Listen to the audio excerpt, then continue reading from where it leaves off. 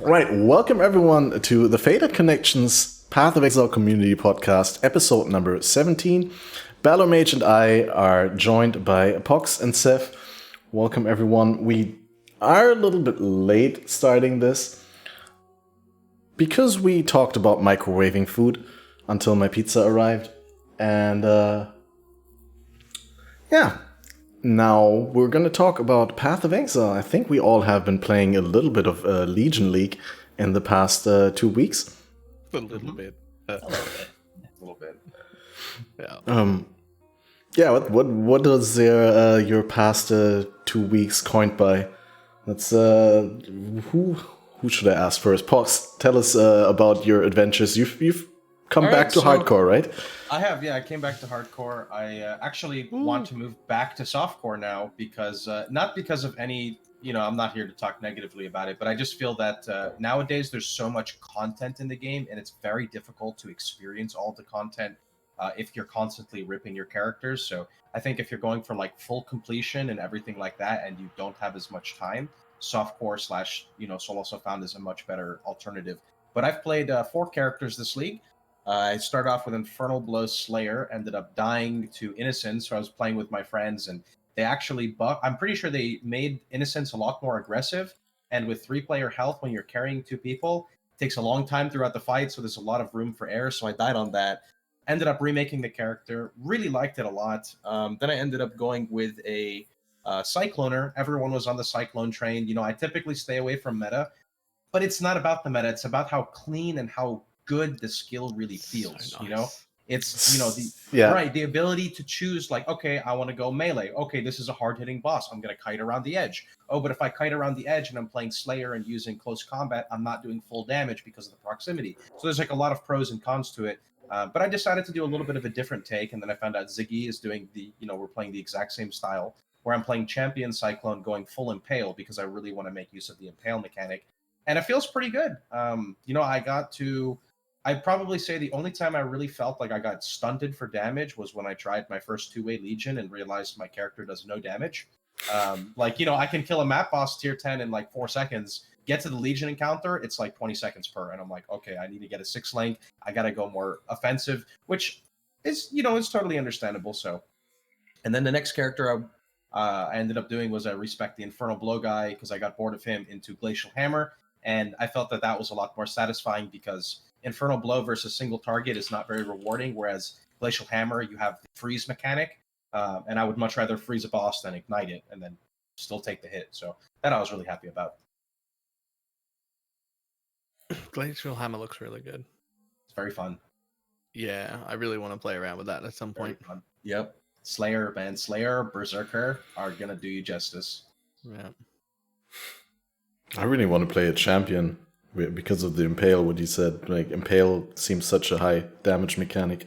I gotta say, man, Champion is very well rounded because you can go 2 points in Impale for Master of Metal, right? You can go 2 points at the bottom for the Banner node, which gives 12% movement speed and gives Aura Effect, and Aura Effect affects Pride as a multiplier. So Pride is another physical damage multiplier to enemies. And then you have 4 points left. So if you decide to go 2 points into Fortify, not to the actual Fortify node, but just the 2-point cluster, you get 1,000 armor. And whenever you Impale, you get 1,000 armor. So you get 2,000 armor, which for Vol Molten Shell, my guy has like a 20,000 plus bubble Vol Molten Shell for very little armor investment. That's not per Impale, is it? That's just... That's what? If you've that's not per Impale, is it? No. Just one. It's just one application. Okay, good. I was like, otherwise that's move aside. I haven't played with that, but yeah. Like, I'll take 70,000 armor, please. Yep, flat armor. Yeah, that'd be fine. Nice. Have you tried some champion, Seth, or what have you been playing? Well, my thought process here was when I first started in Legion, I knew that everyone was going to be on the melee bandwagon. I am pretty slow at leveling for obvious reasons. So this league, and for the past few ones, I've been playing softcore. I did start off hardcore originally, but figured I'd go softcore, which was probably a good idea, given how rippy some of the Legion. So the first character I did was actually a summoner, because I knew that no one in their sane mind would consider doing one. So most of the stuff I needed was... So on average, I do try and make one summoner per league. So last league, I believe I did Soul. League before that, I did something with Arakali's Fang. So this time, as a change of pace, I decided to do a Dancing Dervish, turning it into the duo, because I never had a chance to try that before. And I've had two folks in my stream. It was Kale Mero and Crowlem that are like, are you going to do Dancing Duo? Have you heard of Dancing? There is a Minions Guild called Dancing Duo. So I said, fine, I'll do Dancing Duo. So the weapon itself was dirt cheap. I think I pretty much got it on day 1 or 2. Yeah, nicely rolled for about 2 chaos. So it's nice to get your end game weapon. That Yep. and, You were the only one looking for it. Yeah, no, honestly, it was a piece of cake to You and Slippery Jim. No. At first, I wasn't sure how it was going to work. I'm not sure if folks are familiar, but I play the PoE with a controller, so I thought being able to rampage was going to be a little bit tricky. And my style of play is generally slower than most, so losing rampage was something I felt was going to be a common thing. But with enough writhing jars and not being a total veg, you should be able to maintain that. So I started off with a duo first, pretty much cleared the majority of 1 to 10 tiers in terms of. You asked me before whether I did anything with champions. So the second character I made, I'm pretty notorious for when it comes to farming lab, making a jug. I can already see Spablex in chat who's probably going to type in jug in capital letters with residence, because I get a lot of flack for running a juggernaut. But yeah, so I got my main summoner for map clearing. I hate you so much, Spablex. And juggernaut I did for champion I did for running the. I did use Cyclone, which I thought was going to be one of my biggest fear was when they changed Cyclone. Is originally how it used to work is the closer your pointer was, it didn't really matter like how fast you would move. So right now, the further your cursor's away, the quicker you move, and the closer it is to your character, you essentially slow down or become stationary. So as someone who plays with a controller, I always want to keep the cursor as center as I can. So if I'm running like, let's say, straight forward and danger's approaching me and I need to turn around, I need to drag the cursor down and run the other way. So because now Cyclone requires the cursor to be further away, that's less time I have to reposition myself. But because it's a channeling skill and it feels So the controller you play with is like 4-button up, right, left, down, not like the analog stick is what. It's an analog stick. Yeah. So you are able to only go at half speed, or you're not, is what you're saying. No, I can do that. But the key thing here is my preference was to keep the pointer dead center, because it means I can turn instantly. But the further the cursor is away, the further I got to drag it back if I want to change the direction. But it works perfectly fine. It's absolutely flawless with Cyclone. So, and the last character that I'm currently working on now was, if my brain will remember. God, I'm spacing out here. So I started Dancing Duo. This is oh my God, my brain's completely gone. I hope someone in chat can remember, because my brain can longer. What you're playing right now? That's right. I pulled mine up right here. Yeah, sorry, Berserk Val Reeve. Foldering, thankfully, was able to remind. And yeah, Reeve was the last melee skill that I was trying. But that's essentially what I've been up to. That must be some juicy attack speed with Reeve. Have you played Reeve before? I did. Reeve was a skill that I played a couple of leagues back. Does it feel significantly better now with the slow drop of stacks? It's been feeling a little janky with Molten Strike, if I'm going to be honest. Something feels off, almost like attacks are whiffing. They're not striking true as often as they should be. Accuracy. Have you heard about the accuracy bug right now that's going on? That's probably... That's why I shelved them for the time being. Biggest change, though, and once again, because I'm slow with my character's progression, is before Reeve would lose the stacks if you didn't keep your upkeep. But now the stacks slowly decrease. So you go from 4, 3, 2, 1, which is perfect for me. So it's very easy to maintain your like maximum radius with when using Reeve. And of course, Val Reeve allows you to push it to 8 stacks, which you're more or less smacking the whole screen. But besides the little accuracy hiccup, I've been enjoying Val Reeve a lot, or just Reeve in general. Yeah, Reeve is an awesome skill. I remember playing that that was before, I think Bestiary or something like that, when I needed a character to do a yellow elder. I made a really tanky Raiders / Gladiator Scion that I called the Radiator. Ranged melee. No, yeah, basically. I mean, I did full fist scaling when it was still pitiful. And now it's really good from what I heard. I did so much full fizz before this patch. I've never done full fizz because I like good builds, but it's good now. It is really good now. It's really good. Especially if you get Actually 9 impaled. gross. Yeah. What have you Wow. been up to, Balor?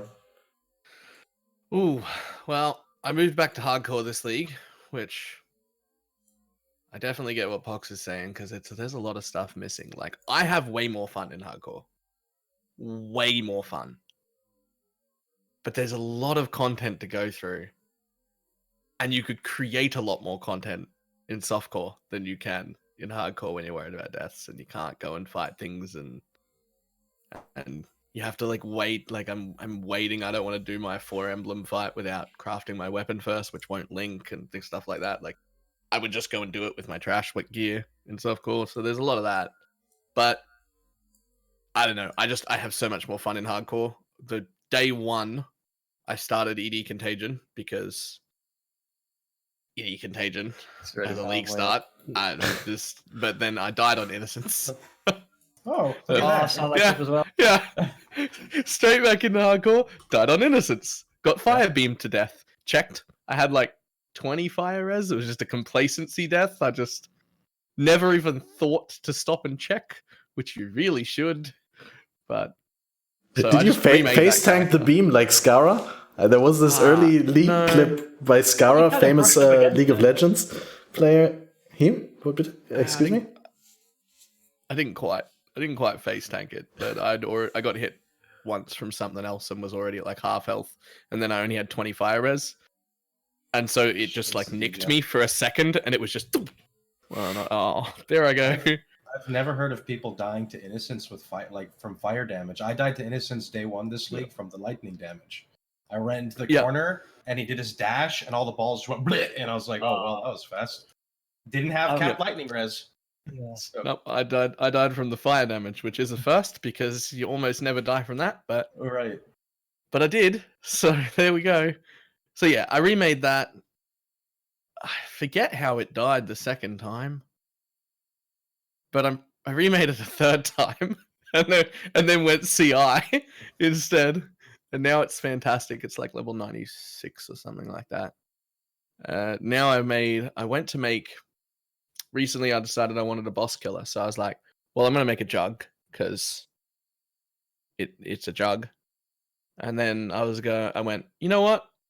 Jug leveling is a little slow. Let's level as a berserker. And now I don't want to become a jug. So I started as a berserker, and I was like, look, I'm just going to go RT because I've just got some like garbage weapons and stuff, and like I'm just trying to quickly level. I'm not trying to do anything crazy. And now I'm looking at it. I've got Slayer Overleach. I've got 6,000 life, 2,000 energy shield, permanent Overleach with Vile Pact. And I do a buttload of damage on a 40C weapon. And I'm like, do I want to go jug? Or do I just spec out of RT and go crit and just call it a day? Because it's so tanky now. The Slayer Overleach thing that you can give to any class now is so good. It's so good. Can you quickly explain that? I know you got a YouTube video on it, but for the people who are not aware. I can't remember the name of the jewel. Doriani, I think it is. It's a Val jewel. I think it's with the name Doriani. I'd have to check to make sure. But there's a Val jewel that turns any keystone in the area into you gain 20% of your life as energy shield. 50% of all non-chaos damage bypasses energy shield. Yeah, I've seen this. And then you use that with the Soul Tether unique belt, which is life leech is not removed at full life. And when you're at full life, your leech is applied to your energy shield. Now, there's a few things that happen there. One, overleach, proper overleach that doesn't break like the Slayer one does, happens all of the time. But not only does it overleach your life, it also overleaches your energy shield. because it's still life leech that is applied to your energy shield, not converted. So even though you're running Blood Rage, it just keeps overleeching your energy shield as well. So that's, to begin with, crazy. Like an overleech happening on both of them. Second, it seems to have, and it doesn't reflect it in Path of Building, but you can 100% tell in game, it seems to have added my energy shield leech amount cap and my life leech cap together. So I'm leeching a lot more than I should be. And it's applying them to both. So now anytime you take damage, you take half of it on your energy shield and half of it on your life, both of which are being overleached at greater rates than Slayer could ever get before. And that's crazy. happening all of the time. And you can put it on any class you like. I really like that interaction with Soul Tether. I have to say, that's like... And don't expect it to get nerfed until after the league anyway, if they even find out. So no worries there. Yeah. It's pretty rare where they nerf it like mid-league, unless it's like stupidly... like. This sounds pretty stupidly. This sounds pretty crazy in real life. Yeah, well, it's the only so thing now that I'm sounds sitting really at like stupid 8K. here is that it seems to add your leech rates together. That's weird. But Soul Tether is awesome. Even if it doesn't do that, I'm still overleeching life and energy shield on any character you like. You could even do it on a Slayer without having to take your overleech node. So if you want your area and your crit and your thing, you could, and your cull, you could take all of that and then just put the belt on for overleech instead. Like, it's actually... So the jewel is how much of your life do you gain as ES? 20%? 20%. 20, and then Soul Tether is up to 6, so that's 26%? Yeah. So I've got 26% of my life as energy shield. There is some extreme scaling that can happen just with that interaction before even the leech. Mm-hmm. Like, I'm going with Comb's Heart, and eventually I can fit Comb's Roots on this build as well. And I worked out if I went to Jug, which was what I was planning, right? So I wasn't planning on going Vile Pact. I was planning on going to Jug and getting my 9 endurance charge Jug with about 9,000 health with just regular leech. Yeah, with just regular leech that would have like 3.4k energy shield. So it would have Jug regen and leech on my 3,000 energy shield with 14,000 effective life total with, and then I'd have, Vile Molten Shell and stuff as well. I'd end up, I worked out I ended up with something like 18,000 effective life with Molten Shell and a cast when damage taken. It looked disgusting. Mm-hmm. That's nuts. Yep. It only ended up with about 500,000 damage with a really, really good weapon, which is nothing compared to what like people are getting out of Cyclone with their other ways. But if you're going to be that tanky and have 500,000 damage, that's fine. That's a decent. I'll go do Irelda with that. That's fine. Especially considering like we've done it before with like RF jugs who walk in there with like 150,000, but you just exist because you're so tanky, right? You're like, it just takes a little longer. It's fine.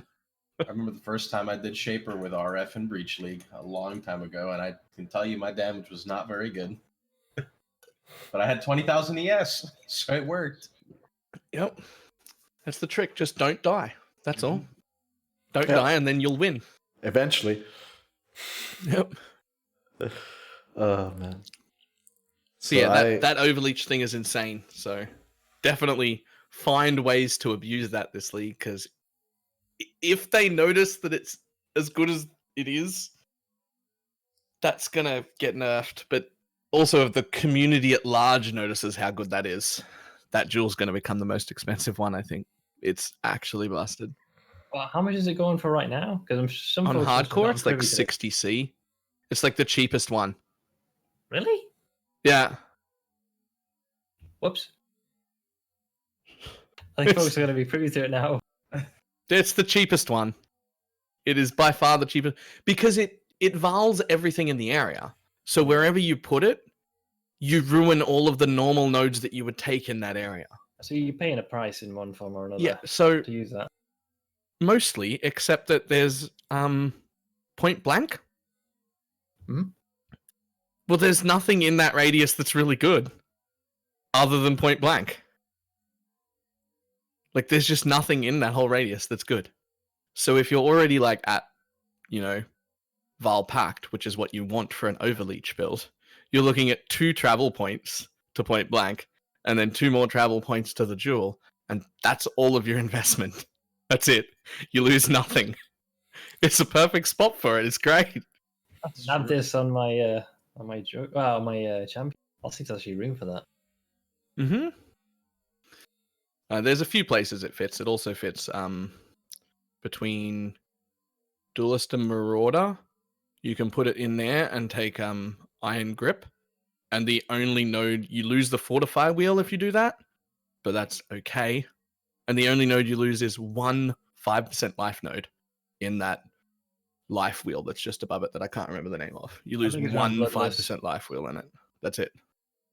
Yeah. So there's a few spots where it fits fine. And if you had a bunch of money and you divined it, some of the Vald passive like minor nodes that it gives are really good as well. Like some of them are really good. It's just the one I've got is garbage and I'm broke. So I'm not gonna divine it because it needs the name. It needs the Vald Keystone, and I don't have a pile of divines to throw at it. But some of them are like max res and all sorts of stuff. Like it could be great. Yeah, that's been my league so far. Yeah. Nice. That's pretty rich in experience. Yeah, I started off as a Perforate Slayer. I wanted to try one of the new skills after I don't know what I did for the first character, whether I wanted to go with ED Contagion meta or already started Slayer. I can't remember, but I died to the Fairgraves game crash, like starting the Fairgraves quest. And the game just crashed, and then when I came back, the character was gone. Yeah. So I was like, okay, great, I'm not racing anymore. And then I was like, yeah, let's just have fun. Let's interact with the league mechanic and whatnot and try one of the new skills. So I ended up trying Perforate, and Perforate is one of these new skills that have an interaction with Blood and Sand stances, right? So Perforate has 2 forms. In Sand stance, I mean, in both stances, there's spikes coming from the ground, but in Sand stance, they start in the middle and they go to the outside in like an asterisk star-shaped sort of way. Symbol, yeah. And they can cover a lot of ground and hit several enemies. And then in Blood stance, the spikes come up from the middle, and they can overlap on single targets. And despite the fact that it feels like it deals less damage than it should in the Blood stance sometimes, but that could be related to what you said, the not hitting bug with the accuracy. Yeah. I think it's a really cool skill because the swapping of the stances instead of switching concentrated effect for Ink AoE is just so good. It just makes for a more natural playstyle. And while I really think that it's cool that you are able to swap gems and even hot swap them or before the boss, I just think that the game has outgrown that with the pace at which it's being played. Like you just never did it to begin with. I hated it. Yeah, no. Some folks got like shaky hands. I can't really aim that well. Yeah, especially my in mouse pointer hardcore. accuracy is garbage. We've seen plenty of rips of someone trying to panic swap a support and then end up dragging the whole item off and then almost deleting it. It's not dropping their chest on the ground or something. For my Death's Oath character, I would sometimes snapshot a gem, and the problem with that character is the Death's Oath gives plus 50 to all attributes. So if I misclick or I double click and I pick the chest piece off, all of my gear goes red, and it's a CI character. So I go from literally like 9,000 ES to like 150. But the only reason why I survived is because I was using the Pariah, and rings don't really require much stats, and I had like a level 23 discipline in it, and it saved my life because like I got hit, but I still had like 3k ES. I was like, oh my god, Alt F4, just never doing that ever again. Had to go back to my bag, search dexterity, swap like snapshot all the stats all over again. So I definitely think we're past that meta for sure. Yep. Well, Don the Crown used to have like a completely linked second chest piece that he swapped just in. the whole second. Just swap the whole piece out. I was just about to say. That's a bit. That is definitely a softcore strat. That I'm not carrying an extra 6 link around with me. Like that's just not 23 gems or 23. Yeah. Just so that when I die, I lose twice as much. That's not nah. Well, so I did end up in the second map did end up dying in the second map that I ran because I logged out to be careful, just to not die, and I'm like a slave to the logout meta. It's just I've been playing PoE since 2014, and relatively soon I learned logout is a part of the game, and then just it's really hard to get away from that, even though I've died to packet loss so many times in the last couple of weeks and months. Like, just when I log out, I remain in the zone because the logout packet gets lost, and it's really weird. So I've I've since gone away from that. Actually, no, I died with another character to that. But so after the Perforate Slayer, I tried I don't know which one it was. What was the second character? I think the second one is a really wonky Berserker, where I wanted to make physical scaling on a bow happen, but I only had a Death's Harp, so it already sucked in Blood Aqueducts. But I wanted to do like Bleed, Impale, yeah, Berserker, exactly. That's what I was leveling. Fox Berserker, nice. But yeah, I only had the Death's Harp. It was in the beginning of my league. I just, died with my first character, and I really didn't have good gear for the bow. And I think it would have needed a lot to make it work, or at least a really good bow. At the very least, the Death's Opus instead of the Death's Harp, but didn't have that. And then I ended up dying. That was actually I think the best death I had so far, because I just got bursted down by a Legion rare. And then gonna cut it short. The character after that was a Pillar of the Caged God Cyclone, because I was like, wow, Pillar is so buffed with all the flat fist on skills now. So let's just do Cyclone, full block Gladiator. I had a tree mapped out for unbuffed 45% block and spell block with the staff, and that would have hit block cap with the, what's the name?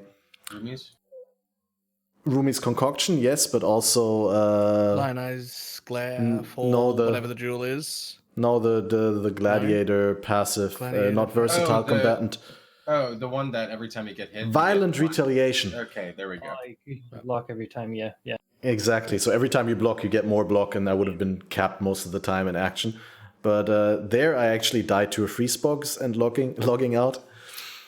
And then I took off the logout macro, and I bind /exit to that key now. So I exit to character select with a bind to the exit command rather than force logout, because that, removes the chance of packet loss. It takes a little bit longer to get you out of the game, so you can still die in like 0.3, 0.4 seconds that it takes to get out, but at least you don't remain for 6 seconds. Yeah, it's true. Consistent.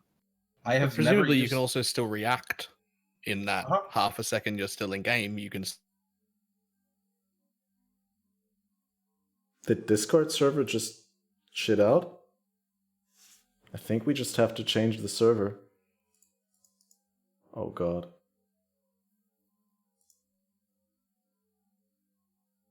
I just changed the server. We should be back. Hi everyone. We were just taking a quick pizza break. We're back. Yep. Oh, I wish. Could have snuck in a slice there. Yeah. Literally talking about logging out and Alt F4 macros, and then all of a sudden Discord goes down. It's a very so I was talking. Was I? I thought I was talking. You were talking, yeah. I was just saying I've never used an Alt F4 macro ever. I'm usually the guy that either will just Alt F4 or just escape log out, and I've never had packet loss issue like ever. I've had like two deaths probably my entire time playing to logging out, and that's it. Yeah. When my stint in hardcore, I just always fought to the death. I just went Iron Man, but don't do it. It's a bad habit. But yeah, in my entire time in PoE, I've had 2 deaths that can fall under the banner of like a technical issue. One was most recent one was back in Harbinger. For some reason, after one of the patch updates, every time I encountered a Harbinger pack, for some reason the client would just like freeze and then crash. But since then, I know it was not a nice death. But yeah, in general, like if you find yourself in a situation where you need to just log out the old-fashioned way, usually works pretty well in my experience. Yeah, the worst thing is when you log out in a completely safe situation just because you don't have a portal scroll, and then you die to the logout. That happened to me exactly once in early Abyss. And I think chat can attest to this. You should run this as a test. Go into any zone, make sure at least a screen or maybe 2 screens worth of enemies are clear. Stand somewhere randomly and give it like 2 minutes. And I swear to God, some enemy, some skeleton will just casually saunter over. I'm telling you, some kind of hidden code that if you're idle for too long, it just draws everything to you. Yeah, but only if you're not watching. If you're watching, nothing comes. Yeah, sorry. I forgot that tiny tidbit of information. And if you're in Fetid Pool trying to get your kill the last monster, or in Act 6 trying to kill the last monster, it will never walk to you. Ever. It will never do that. Dude, no, the best place to accidentally use your logout macro is after you pick up the medicine chest 3 minutes into the league. Oh, I remember that when you did that. Jesus. That was in a Game of a Life clip. Oh, that's actually worse than beating Uber Azaro and like logging out before you get your ascendancy accidentally. Because you're just stuck in queue for the next like 20 minutes. I did that. It's straight in. I'm like under 1,000 in the queue. Pick up the medicine chest. Bam the macro. Fuck. I feel like people should be able to get back in. But yeah, that's something that I also fixed with exiting to character select because I'm not fully logged out, right? Just buying to exit. Yeah, perfect solution. A quick recap on my next 2 characters before the one that I'm playing right now. I did a Stormbrand Hierophant afterwards, just to check whether Stormbrand is still good. It's pretty bad for leveling now, unless you got really good leveling gear, at which point it's still good, because the Herald does all the stuff. It's better for single target, but with the buff to the rares and blues, it feels weird against blue packs unless you overwhelm them. But in endgame, it's still pretty good, especially as a Hierophant. You have the enemies take 10% increased damage per brand attached to them, and you attach 2 brands. But I was expecting it to perform really well against the legions, that the brands would kill something and then detach and reattach to the next, but the rows are too far apart in the legions. And also Balor pointed out that I was using chain, so it also killed the things around it already a little bit, but I think that wasn't the problem. The problem is just that the brands don't have nearly as much attachment range as Contagion has AoE, so it felt bad. I thought they're perfectly like just separated for Contagion, just go just right across the whole screen. Yep. Yeah, still doing like tier 15 maps, shaped maps, where it's just like one cast and I move from one side to the other. It's just a single ED Contagion on one side and stuff on the far other side. Just the rares on the far other side sometimes still have like 10% health left because the ED expires by the time it gets there. So you just like tap blight on the ones on the other side. But everything in the middle and everything on the side I start with is dead. I feel like the second I play that, I'm not going to be able to play anything else for like 6 months. Like, it's so nice. So it happened to me with RF and Death's Oath, and then Clear Speed meta came out, and then they nerfed Death's Oath because they nerfed Occultist, and I'm like, man, why? Death's Oath is probably insane now, right? Yeah, but the problem is like with the Occultist, like flat ES nerfs, you're already having to use like a pure armor chest piece, so it really does gut you a bit. You can go like hybrid, but it requires a lot more gear. I'd just go life. I guess you could nowadays. See, I'm still like in budget PoE meta, so I haven't like experienced a lot of like the end game OP stuff these days.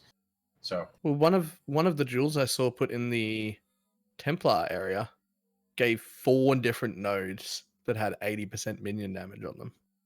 Well, yeah, that's right. You can just do that. That would be pretty nuts, yeah. I'm like, I'll just go life. I'll use one of those jewels somewhere and take the minion nodes. That's it. I'm done.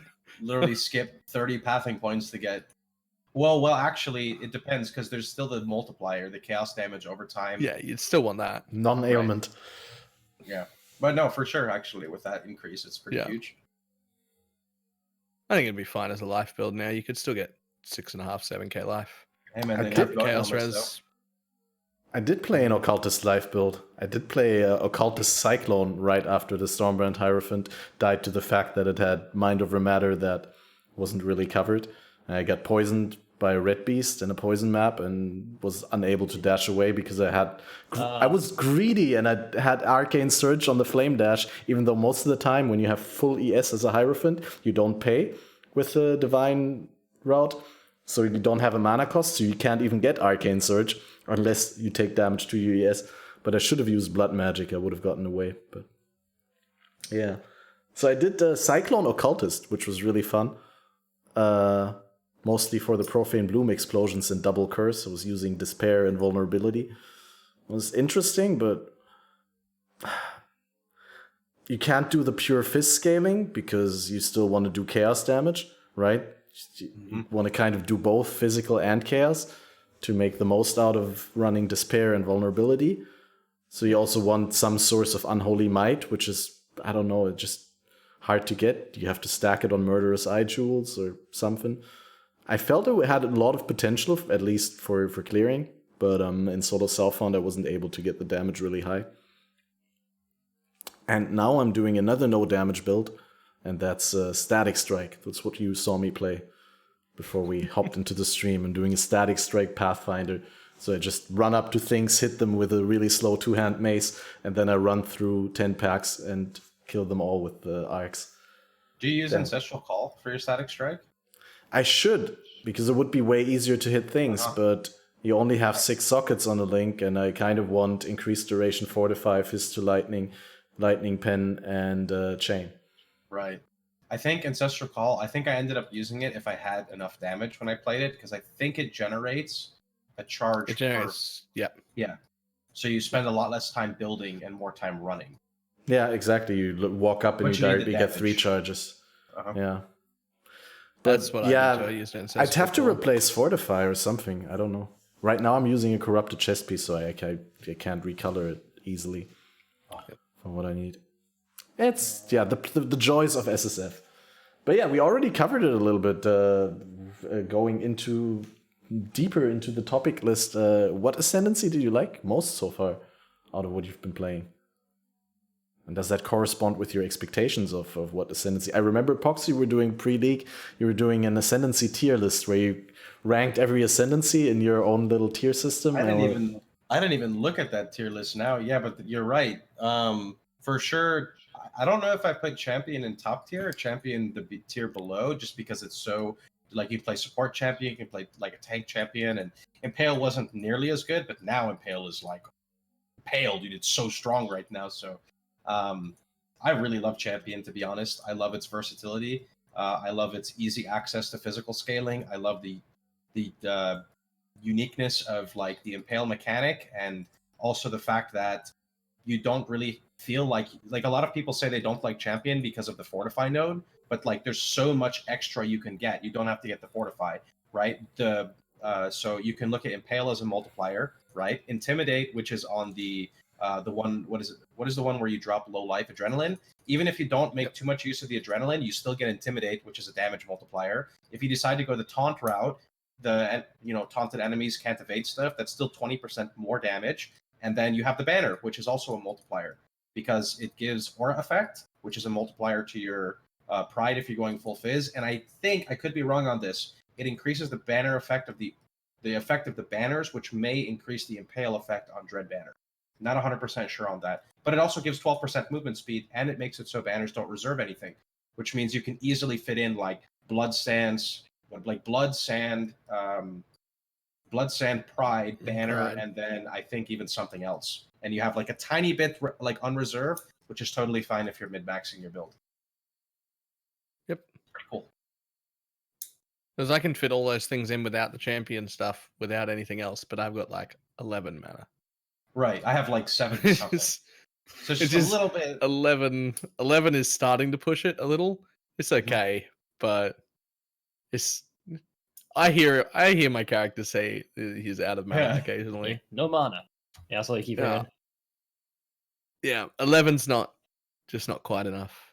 70 would be very comfortable though. That'd be, if I could knock out the mana, that would be allows great. me to still have precision, and I can like kind of plus and minus the precision a little bit. Yeah. Yeah, I really like that there's another aura like clarity in the game that you can adjust to your needs and fit in. It's just, like I have 50 unreserved mana, but technically I only need like 30. Let's squeeze in a level 1 precision. Yep. It's really good. Free MTX. Yep. That too. I really like a reason. It's run clarity. Yeah, I think I think I'd agree with Pohx here, because for me, Champion. But I still haven't had a chance to do Slayer. I'm not suppose anyone here has managed to try anything to do with Slayer at the moment. Okay. But yeah, Slayer's next on my list. But Champion, I've been absolutely loving it. The build that I ended up doing is more designed for a running lab, but I can just basically just stand in front of his arrow. He can be buffed to the absolute peak and nothing. Just marinate myself in the damage. The only thing I need to watch out for is any sort of a degen, but thankfully you've got a couple of Pantheons that can take the brunt of that. I've been having a blast as champion, and yeah, it's been hitting like a freaking absolute beast. Mhm. But Slayer's next on my list. And Slayer is just insane. I'm really looking forward to making all kinds of Slayers. I mean, I haven't yet because I started as a Slayer, and I've seen so many people play Slayers at the moment because Slayer is hot. But like being able to play any unique weapon with 8% base crit, like Oral's crit, Starforge crit, all that stuff, that seems really juicy. I think my next build's going to be a Trickster again, though. Trickster is still really, really good. Stuck on that top right side of the tree. It is really good. It's Stuck really is good, the key though. word. She's like, all the melee stuff is really good. It is. I get that it's really good, and I'm having fun playing Cyclone. It's great and everything. But I mean, literally, it's BalorMage for a reason. I like casting things. I'm not really a melee person. Like, I like. so I'll do a casters little more. bit there, but casters are better. I like casters more. So I probably won't make that many melee builds, even though it is really good. My brain just keeps going, you could do this though with spells now. Well, one of these jewels changes how this spell's going to work. You could do that now up here. And I'm like, ooh, and that gets me interested. So I'll probably still spend most of my time at the top half of the tree, but that's fine. I'm just addicted to Solo Steel at the bottom left. It's just so strong. It's like mini So Jug good. Ascendancy. Yeah. Till you get one hit in like a 72 map, then you realize it's not as good as you think, but still confused. Magic happens. It's fine.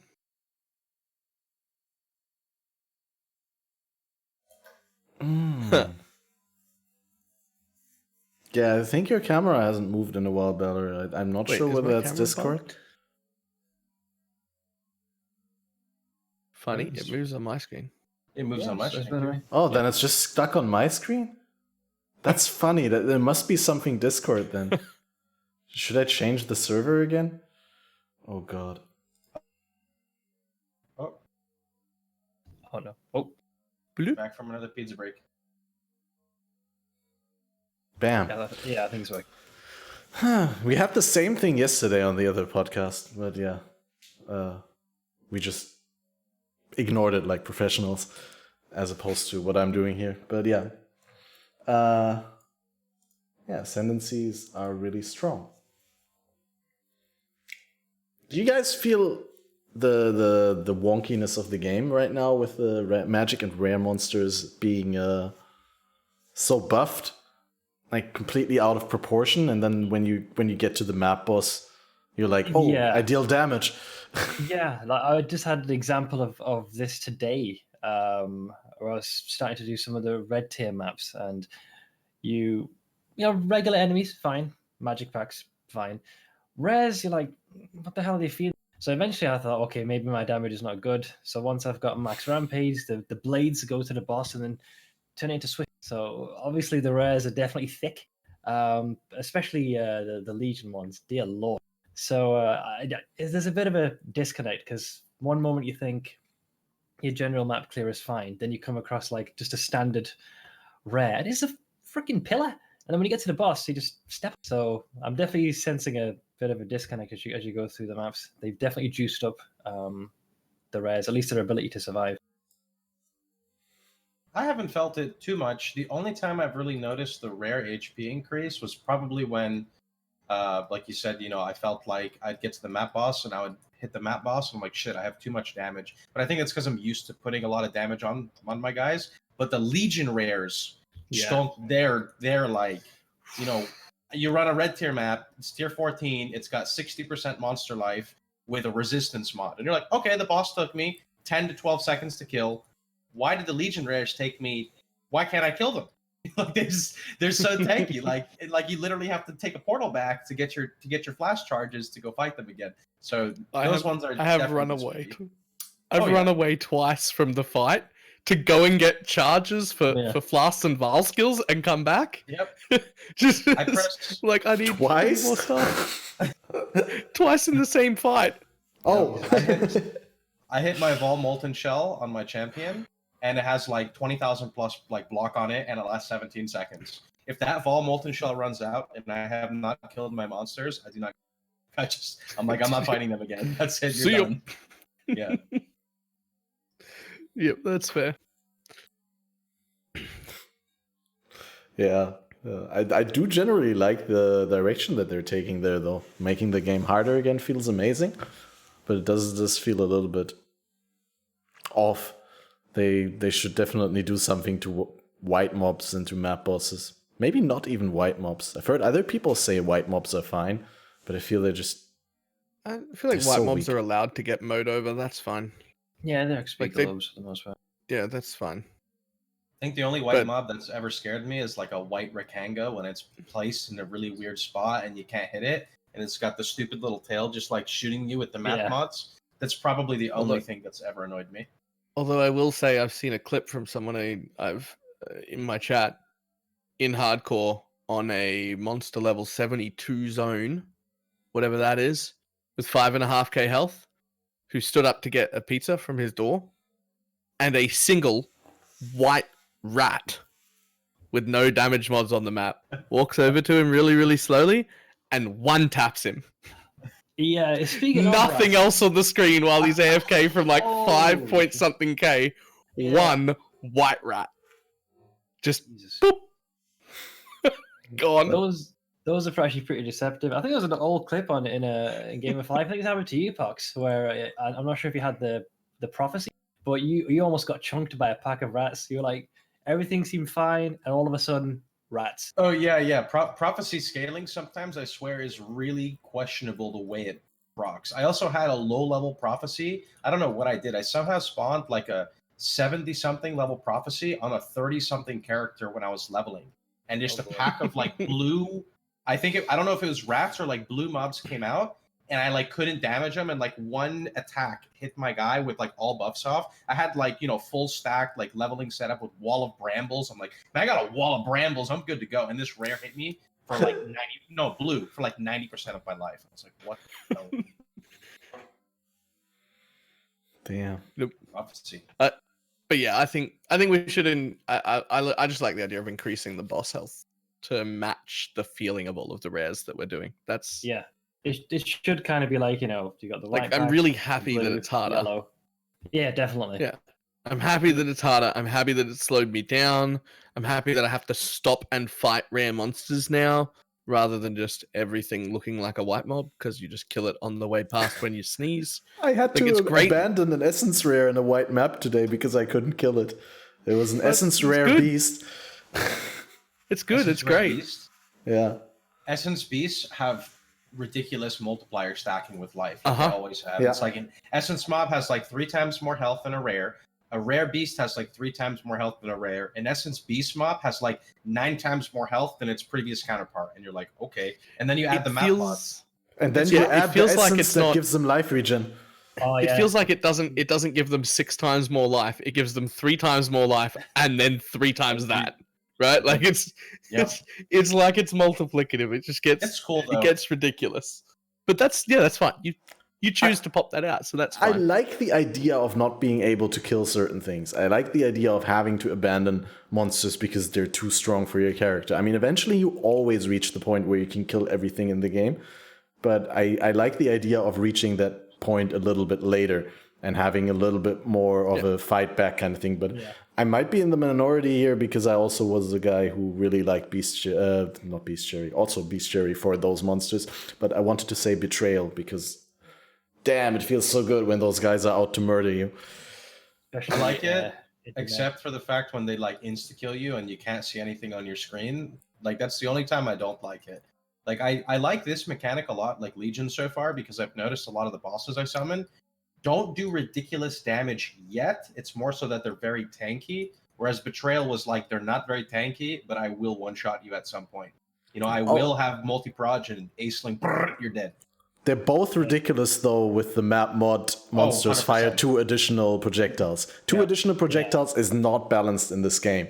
No. Nothing is designed to be able to potentially overlap with 3 times the damage that it normally does. Literally, just say all monsters have multi, including ranged. Like, that's what it should say. Like on the subject of Betrayal, there was a reason why It That Fled got the nickname of It That Wrecked, because one moment everything's fine, and the next that giant chaos palm just comes, and then you're wiping yourself off the ground.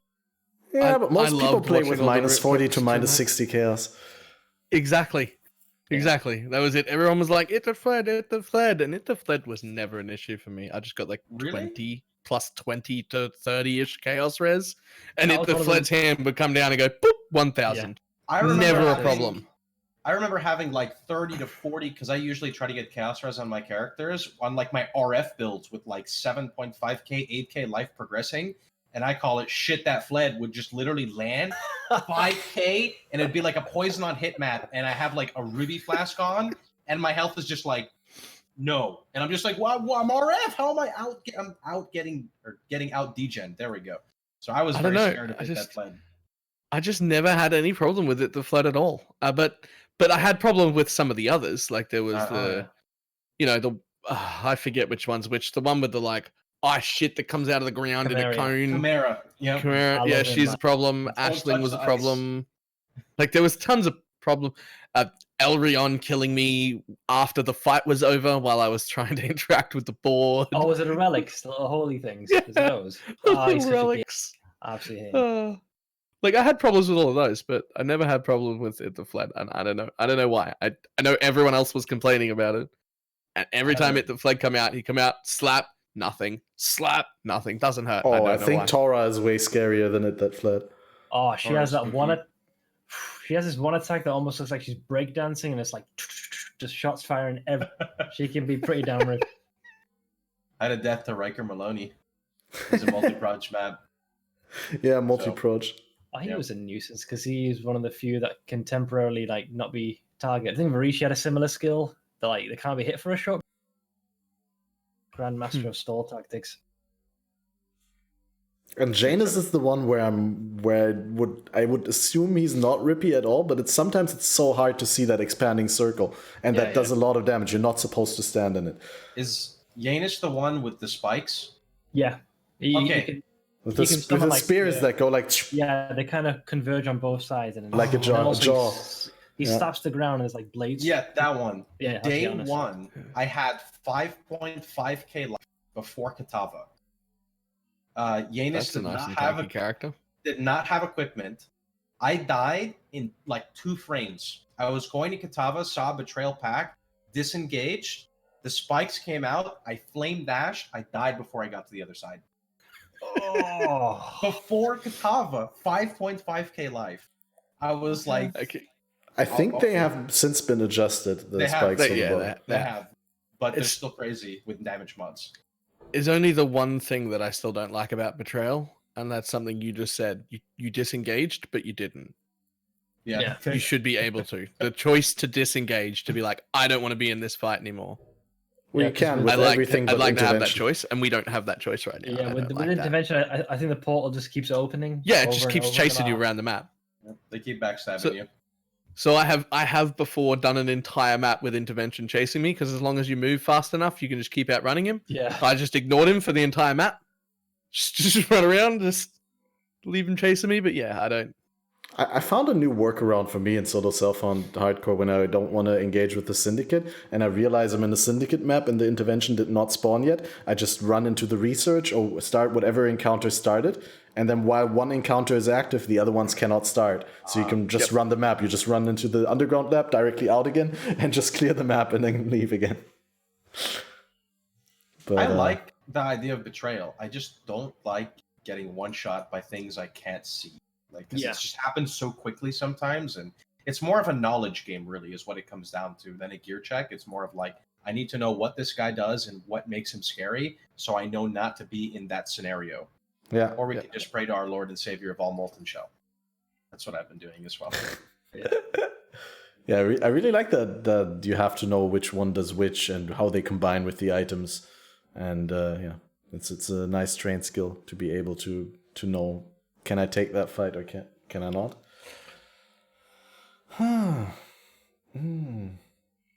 So I also just back to the new Legion mobs. Yeah. I kind of half don't agree that they're not as dangerous. They are as dangerous as Betrayal and everything else. The problem, or They're the most dangerous thing in the game right now. The benefit of them is that they're so well telegraphed. The first time I encountered them, even with a bunch of other mobs on the screen, I knew when damage was coming. And while I might not have known how much it hit for, I knew where it was going to hit. Yeah. And I That's had true. just enough time to not fucking get hit. It was like, here's a thing that's going to happen. And I'm like, oh, nope. Yeah, they got and then you're out and you see, boom. The main one I've seen is like the fire wave that they do. I don't know exactly what it is, but there's a wind up and then there's like the fire wave that pulses. The other problem I've noticed with them though is the ranged guys, like the spear throwers. Sometimes, they charge that up. They will charge it ahead of time. I guess I don't know exactly where it comes from, and that's mainly like in corridor maps, like toxic sewers and stuff. Yeah. But yeah, I'm really appreciating how well telegraphed everything is this league. Like I don't know about that one death that you just had, Pohx. I don't know about that. But everything to do with the Legion so far, any damage that I've taken, I've clearly seen and not reacted to in time. Right? Like it's clearly visible. Yeah, clearly visible hits coming from Legion. It is not a surprise. Like, and I really am appreciating that. Even when some of them only have like a tiny bit of wind up, when there's only like, a third to half a second to get out of something, it's blatantly obvious that it looks very, very dangerous in this area right now, and you don't want to be here anymore. And I'm really loving that. And they do give a fair reward. I mean, they're pretty rewarding. Fair? Do you think they are rewarding enough for how dangerous they are? Yeah, I think fair's an understatement. There are people who've got Elded Beaches now. Beach has like 150 mobs in it. It's just such a nice layout for Legion. They're like, fuck it, I'm just gonna do Beach and just farm Legion in Elded maps.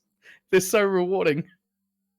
I like it though. I like the variety in it, that people who don't enjoy running all the different types of content can just farm the league mechanic, and over time will reward you from these random things. And it's not always going to be good, but when you're rolling the delve pool and the temple mods and talismans, eventually you're going to get something good. I don't really like that part of Legion. So you think it's a good thing that the things are available there? The league specific rewards from past leagues or leagues that are still in the game. Smorgasbord of different things. You got some which have the prophecy. You got some that give like abyss related stuff. There's a little bit of everything peppered for every single league, all in like. The other benefit, I'm not sure if everyone falls into this category, but sometimes folks will look at league mechanic and think, not this time. So at least this is unlike, let's say, a betrayal, where if an intervention happened, you're gonna interact with it. You ain't. But if you look at a monolith, and you just fancy, like in my case, I was doing some red maps and the mods were pretty crazy because I valed it. I thought, pretty sure if I open a monolith, I'm going to die. So I had the option to like shelf that for now, get my bonus completion so I can choose to interact with the league mechanic, when I'm good and ready. Whereas with Betrayal, you're kind of screwed if the intervention decided to pay you a visit. No, I do like that, the player choice, for sure. Like you look at an essence as well and you're like, I want to open this essence. Boom. Yeah, exactly. You see a breach, I want to open the breach. Boom. Right? Alva pops up. Do I feel like doing incursion? I think these are much better player choices. So here's an interesting question though. So I'm of two minds about getting all of the rewards from all of the other league content. I really love that it's happening, and I'm really enjoying the reward system that's here. But let's be honest, when that system goes core, I don't want it to give any of the other things. I like the current league gives me access to all of the rewards from everything else, because that makes me engage with the current league even more happily and readily. But when it goes core, I don't think it should be handing out all the delve things and all the temple things and all the. But I don't mind if the next league going forward also hands out a bunch of rewards from other old ones. I like that system for whatever the current league is, but I would very much like that to be taken away when and if it goes core. It's definitely going core. But this, yeah, definitely. I don't know if, like, I can agree to what you're saying for sure, because when it's a fresh league, they want people to interact with it, so putting more incentive behind it makes a lot of sense. But I don't know if I want it to be taken away 100%. I wish, and I know they'll never do this, but I wish there would be a way, so, like, with things like Legion that are very successful with their, I guess, how lucrative they are, it would be nice if you could, like, influence your Legion in some type of way to award you with maybe, like, 2 league mechanics. But of course, people are always going to pick the best ones. But, you know, if you think of it from a different perspective, like, what do you absolutely hate doing? Prophecy, Delve, Alva incursions, and it should never be as good as target farming those specifically. But, you know, to acquire the minor things, not like big things, you know, not getting, you know, all's items and stuff from Delve, but, you know, being able to maybe get, like, I don't know, I don't even know exactly, like maybe fossils, just little fossils from it, just because the current fossil meta is kind of annoying, you know, having to literally go in darkness and blow up all the walls all the time. I don't know. I think like a little bit is not too bad, but for sure not as much as now. The tricky thing here is I might go off on a bit of a tangent. I do apologize, but a similar thing kind of happened with Betrayal, where because it was the Betrayal League, and every zone you went into, there was an abundance of that. You could like enter a zone, do the encounter, and used because it was so frequent, you could like manipulate where you wanted the syndicate members to be. Now, because it's gone, you don't bump into the betrayal mechanic as often, so you can't like almost tailor make which syndicate members are going where, because it would take a ridiculous amount. So I don't think a lot of folks are doing the, as an example, is like moving someone like It That Fled into research or Chimeria into intervention for the Sulfite Scarabs. That's a little bit more difficult to achieve because that mechanic is not as prevalent. The reason I say this is now when Legion, when that goes core, obviously it cannot be as good as it was because we're not going to be encountering Legion in every single zone from start. No, it's going to be 10%. Yeah, exactly. So it's the balancing act of if you do encounter Legion, you want the reaction to be, oh shit, you know, I got Legion here. But at the same time, you don't want the loot to be so, you know, minute that it's not going to make it worthwhile. So it's a balancing act of making the mechanic go core, but leaving it to a point where it's actually going to be worth doing it, if that makes sense. Mm-hmm. So no, that makes sense. You make a very good point. There's a flip side to this. The flip side is balancing it for Trade League because, like, I'm 100% in agreement with how you're saying it, but then you will have the 1% of people, which I think it's okay if it's a very small amount of people doing it, who will buy Legion Scarabs all the time. Yeah, to brute force it. Right, who will force it on their Atlas probably with Sextants, you know, and it'll just be every single map for them, and then, you know, one post goes, and then all of a sudden... Everyone's doing it, yeah. But I think, you know, that's nothing new to Path of Exile. It's always worked on, like, a meta, right? There's always a meta that's going on that people are doing for leveling, money-making, efficiency. And, like, and there's always been, like, people doing that in secret too, making buttloads. Absolutely, like 100%. It was like 4 leagues after Prophecy League when the community at large figured out that there was a way to, like, I'd never heard of it, there was a way to like target farm specific prophecies by keeping zones open and stuff. That's fixed now. You can't do it anymore. But apparently the people, the people who were doing it, they would run around, they'd get a little party together. Yeah. And they'd run around and proc prophecies in different zones that could be procced, and then keep refreshing those zones so that they never expired. Right. And then the person getting the prophecies could never get another copy of the prophecy that was currently active. Okay, I get. Yeah. And these people were making 10 to 15 mirrors a day. Wow. 200 because they IQ were just prophecy blocking. They were just getting... I've never heard of this, but this sounds pretty cool. They were getting the most disgusting prophecies because everything else was blocked. and these people were doing it for like 4 leagues before someone else figured it out and then posted it on Reddit, and then it became big knowledge, and then everyone was trying to do it for about a week, and then GGG just like hammer nerfed it and was like, that's not working anymore. Do you remember the the monstrous treasure bug? Sorry? So, The yeah. monstrous treasure bug, how you could force monstrous treasure on every yep. map. Yep. You'd like put it in, and if it doesn't immediately take it, you can like map out or something and cancel it, and then Yep. you could just try again and try again. So you could force it on like every single tier 6, specifically the ones with divination card drops, and then you have 30 plus strong boxes, and then you roll all your strong boxes, and it's just something else that you could do. You might actually still be able to do it. No, that it's been fixed now, but it used to be there's 3 steps to map creation that happen, and the last one is bringing the portals up, which uses the map. But the first one is checking for things that are going to proc at the beginning of that map. So it was prophecies, masters, things like that would get checked first. So you would just put a map in the device, hit the launch button, open your prophecy screen. If your prophecy didn't disappear within a second, you would just lift the map up. So it would cancel the entire activation, and then you just put it back in and launch again. And if your prophecy didn't disappear real quick, you just lift it before it completes the thing, and you just do it again and again and again until your prophecy disappeared, and then it would be gone. Now all of those processes happen at the same time. They fixed it. It seems like they all still happen, or they all still get checked in that order, because they would have to. You have to check if the prophecy is going to proc before you launch the map. But none of it's shown to us until the It's same already time when happened. the map launches. Yeah, so the prophecy disappears the exact same time the portals start to open now, which means you can't force it anymore. Which is good, but yeah, some people were definitely doing that for a while. Tricky stuff, though. That is tricky stuff. It reminds me of the time when the meta crafting strategy for +3 bows got revealed. Oh, I saw that on With the Reddit. scouring of the suffixes and stuff. Yep. Where people were actually actively disinformed by big crafting guys and telling them that it would not work that way if you'd scour it off, then you'd scour off the other mod as well. Keeping the secrets to themselves. Well, Make I sure there's mean- anything else we don't know.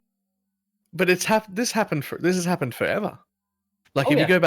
you go back years and years and years, no one knew that the GCP recipe existed. Yeah. The flip. No one knew that the GCP recipe existed, and no one knew that you could flip gems, even though you could do both of those in one go. Yeah, you could do both of them right from the beginning, and no one knew. So you know somewhere someone knew. Lord knows how And- long. And Yeah, and while GCPs were like the king shit back then of currency, people were trading like exalts for like 2 GCPs. oh, Jesus. And someone somewhere was just buying up semi-quality gems for like alterations from trade chat or something, and just flipping them into tons of money and not telling anyone. It's very Like, true. like someone was doing that. Makes you wonder what kind of secrets are out there that are currently being exploited by people. Exactly. Read You said it the- before, like, you've got no idea. There might be something that's been going on for leagues and leagues. We have no. So. Oh, it's yeah. possible. Yep, absolutely. Well, there's tons of things. Like there's a I forget what it is now. There's a jewel. There's a jewel right now that's worth like 300C on softcore. That you can buy the base jewel and the thing that you need to upgrade in the temple, both together for about like 50C. And people are using their tier 3 sack rooms to try and get headhunters, which is never going to happen. And they could just be purchasing 50 chaos from the trade market and turning it into 300 every time they get one of those temples, instead of trying to get a Oh, headhunter they're never going to get. Yeah, yeah. Like you could be turning 250C profits just over and over again instead of gambling on this headhunter. But like there's tons of things like that. But yeah, That's I PoE. don't know. Yep. There's just so So many how things to did- do. There's How did we get there? We're talking about the league-specific rewards of Legion. Sorry. past league mechanics. Yeah, he did. Yeah, He did so it was- apologize ahead of time. If we... I said it was going to be a tangent. I wasn't kidding. Let's pick up from where we Sorry, were. sorry, my bad. Well, Yeah. no, it's all good. That's what we're doing this for. For the interesting conversations, not for the or sticking to a rigid script. So we talked about the league specific rewards from other leagues. How do you guys like the league specific reward for this league? Talking about incubators. Is the idea of taking an item that represents a future drop, putting it on your item and farming a number of kills until you get that guaranteed drop. Does that make you want to play more, or does that want to make you play less? Full confession, I've not been exposed to as many incubators, so I've not seen some of like the top dog ones, which can give you something nice.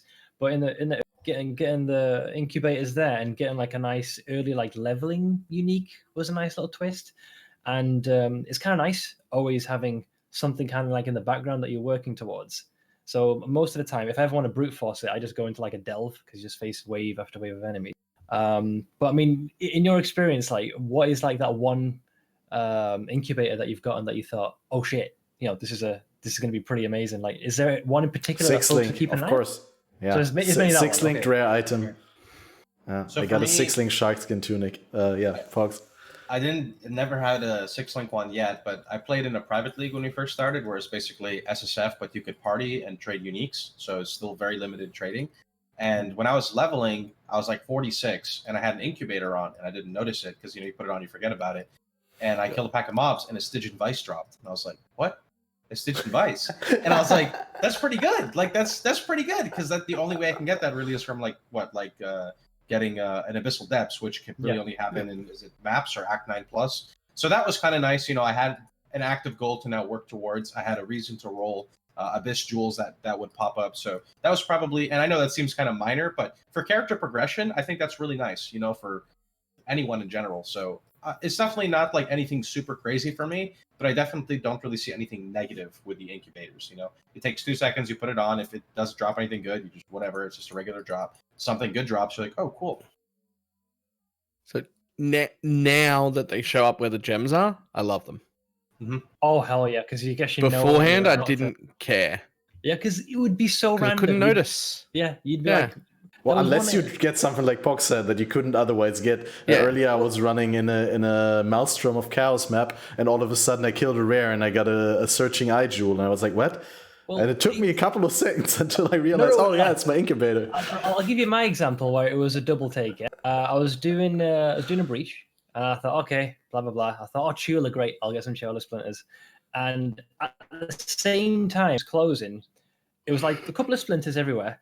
I actually had an incubator. I forget its name, but it dropped a Chula Breachstone full.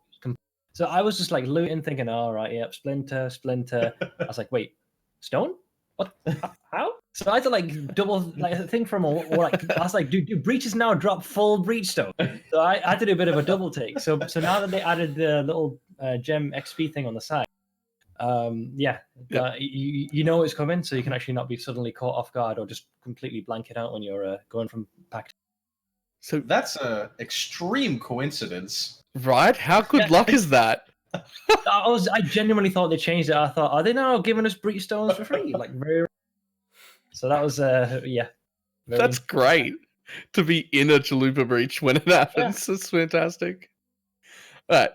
So 2 questions. One, did everyone see the post on Reddit where somebody had bought like 12 6-link incubators and put them all on at the exact same time? Oh yeah, that was hilarious. Yeah. That was just killing mobs and then boom, there's 12 6-links. That was hilarious. But second, am I the only one who never checks their incubators or what they're going to give me? I just chuck them on. But I never ever check. I kind of do. It's more when I'm back vendoring. I'll be back vendoring and whatnot, and I'll just slap them on any piece of gear that's empty, and off I go. Yeah, if I don't see a leveling thing, I think I'll agree. I pretty much do that. Yeah. I read mine. I think I do play PoE at a slower pace compared to when I was younger, though, for sure. So I'm trying to be less speed meta and more engaged in the active things. But it doesn't really matter either way, to be fair. Like, right? I mean, either way, you're still gonna have to kill 6,000 monsters, and it's gonna drop in your face. Yeah. And you're gonna see it on the right hand side. So The only time I guess it would be in that rare instance where you have too many incubators and you kind of need to make a judgment call which one you want to do first. But outside of that, does it really matter? You just put it on and Has that just has that happened to anyone? I know one person in my chat is his name, and he's had that many, but I've never had incubators on everything. No, I've not. I have usually between 3 and 5 running. yeah, I'd that's say. it. That sounds about right. Yeah, same here. Didn't Chris say Yeah. that this was like a kind of, I don't want to say last minute addition, but it was an idea that he'd been thinking about, and they wanted to add a little something extra on top. And I think it's a nice little thing to have on the side. So overall, I wasn't expecting to like bumping into incubators as much as I did. It's like a little extra I can just put onto the side, and you can get a little extra IM on. I was real worried about them before the league. But Yes, I I'm was quite worried. happy with how they are. We worried because it might give like too much stuff, or what was that I was concern? worried because it might have been too much micromanagement.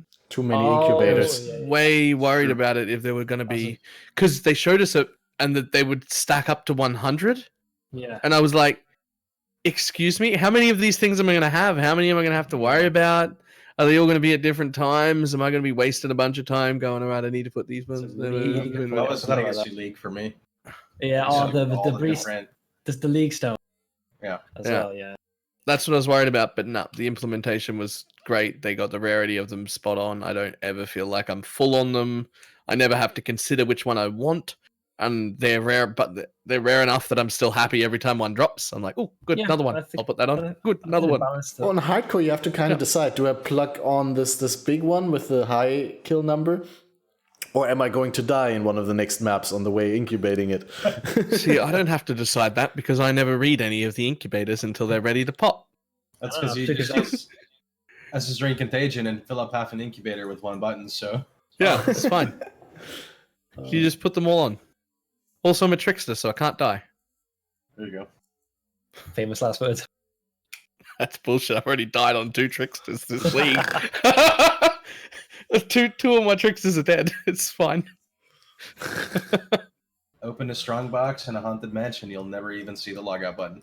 Just Oh. Oh god.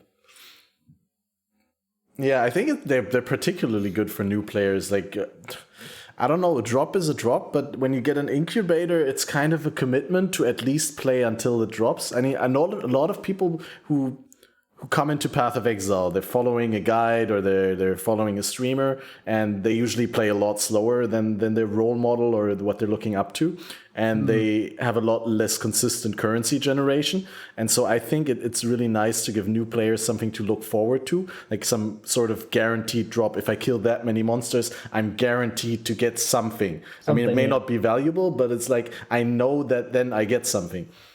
Yeah, because it can incentivize them just to kill that one extra pack, and all of a sudden, one extra pack becomes another hour of. But yeah, I think in the early level, it came in really handy. I was able to get a couple of like nice leveling. Yeah, I got an Edge of Madness in Solaris Temple Act 3 already on my first character. Beyond two-hander? I think. Exactly, the Beyond Oh, two-handed yeah. sword that scales with your level. Black tried Fizz making and a build Chaos with that. Increase. See Balor smiling, Mr. Six Link got it for how many C? Get 25C in hardcore, piss 6 Link Edge of Madness. disgusted. Put it on in Act 3, didn't take it off till I was doing tier 10 maps. What a heathen. Yeah, it's really good for that. That's why I really liked it, because, you know, if it's not 6-linked, you're gonna struggle, but if you're really desperate, you can use it in white maps. No problem. You can use it in yellow maps. You don't even have to be desperate. It was good. Yeah, if you're 6-link. I'm If talking not, the you average just put it in player a does not tabula. have... I don't use this tabula on my two-handed melee build. I can't not run on a 6 Link. If I can't afford a 6 Link, I just run a You tabula. clearly play too much softcore. No, that's a thing from hardcore. On softcore, I was way more likely to go on a 5 Link. It is Things true that are because dead have less chance to kill you. You trade usually because a 5-link's not that expensive, right? The 5-link for most pieces of gear is pretty cheap. So you have to compare the effective life / defenses you're losing to that extra multiplier, which could even be fortified now, like nowadays, right? Yeah. And that's like It's I would almost sacrifice never it. worth it. Right? It sucks. I don't like how crazy strong tabulas are, but it is a totally like real realization of how strong they are. It is almost never worth wearing a 5-link chest. There are very, very few exceptions. Most notably when you're like CI, you can't get away with like you'll go down to a 5-link if you're going CI because you need with to put on an energy shield chest. With Alto Cultist, dual wield tabula CI easy. Yeah. Dual wield tabulas, one in each hand. Nah, I mean dual wield and Oh, yeah, I tabula, know. like no shield. Yeah, But yeah. I was like, dual. I saw that somewhere. Where was that? I saw someone holding a chest piece in their hand, but maybe I misunderstood something or I had a weird dream. I don't know where No, it's that was. just- Must have no, been it's another prob- game. That's probably me when I once said I'm dual wielding the Bramblejack. Said that's something my stream never let me live down. Long day. One more aspect about the league, the domain of timeless cornflakes. Did you guys delve into that? Is that the official name? Okay. Timeless I heard conflict. But someone in my chat always comes in and said when Jorgen from the Betrayal says let's settle this like men with cornflakes, not Exactly. cooperation. That one. Yeah. Exactly. So that's where I took that from. Yeah, have you run any emblem fights? I've because I was going to be invited here. I thought I better do at least one. So I've got some. I tried to.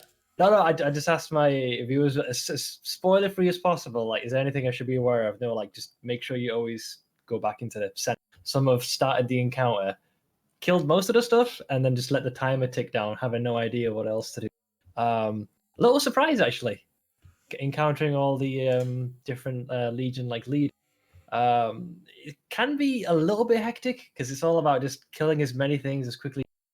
In your experience, like, do you guys just target the Legion leaders and then just go to? Do you mix it both? Unless you're an Essence Strain Heathen, because I see you smiling there, Balor. I'm I guessing you haven't just done one yet. Nani? None. What? I've got a tab full of the stones. All right. It wasn't fast enough to me. It bothered me because it was too slow to kill single target, and I wanted to be. I don't want to waste. I've got this problem, and it's going to take way too long to explain. So I'm gonna go last. I think it ties into the core problematic question about that topic. So feel free. Mm-hmm. Fine. Right. So I've got this problem where I don't like just flushing money down the toilet. And there are people doing timeless domain conflict stuff with headhunters on, and they're killing, 7 or 8 times as many mobs as I'll possibly be able to do, and they're going to kill 72 generals in 5 minutes, and I'm going to kill 6. And because of that, so much more to sell than they would be for me to run them without a headhunter on. But I don't want a headhunter because that's fucking boring and they're shit and they should remove the headhunter from the game, but we'll move on with that. And so now I feel like I have to be running a really speedy character before I even go in there, because otherwise I'm wasting tons more money than I need to, and I hate it. I actually get your logic now. I see why you've been hesitant. I didn't even factor that in. I just did it just because I wanted to, just get a general feel of it. I think it's like the end point. It's the equivalent of gathering the splinters and not, running the breachstone. But I guess you can make the same argument that you could just sell them. But I guess the question here is like, what was my take on it? Well, I have run it. So for those who are not familiar with it, basically it's just you enter the zone, just pretty much like more or less a large room with a huge like central point, where when you approach it, the actual there's like a gargantuan like monolith that fractures, and then you'll have the general spot. And the takeaway that I got from it was it's a combination of kill the ads, but also focus down the generals because they're the ones that are going to give you the biggest shinies. And after you've slain as many as you can, go back to the middle and then repeat the process all over again. And it does have a little bar at the bottom. So every time, how you've got enemies where they've got like the chaos symbol over their head, prophecy, abyss. As you rack up those kills, it kind of lists it at the bottom. and then once the encounter ends and the timer hits 0, shinies for everyone. So that's the general gist of it. Now, obviously, I sucked. I didn't get that much loot, and to be honest, a little disappointed because all I got was like one incubator that gave some sort of like shaper reward at the end of it. So I think thinking about it now, maybe selling the damn thing probably would have been better because, like you said, I probably would have made a lot more from that. But I just wanted to try it once, just one time. Yep. I See, can't I'm the bring kind of myself guy to sell any.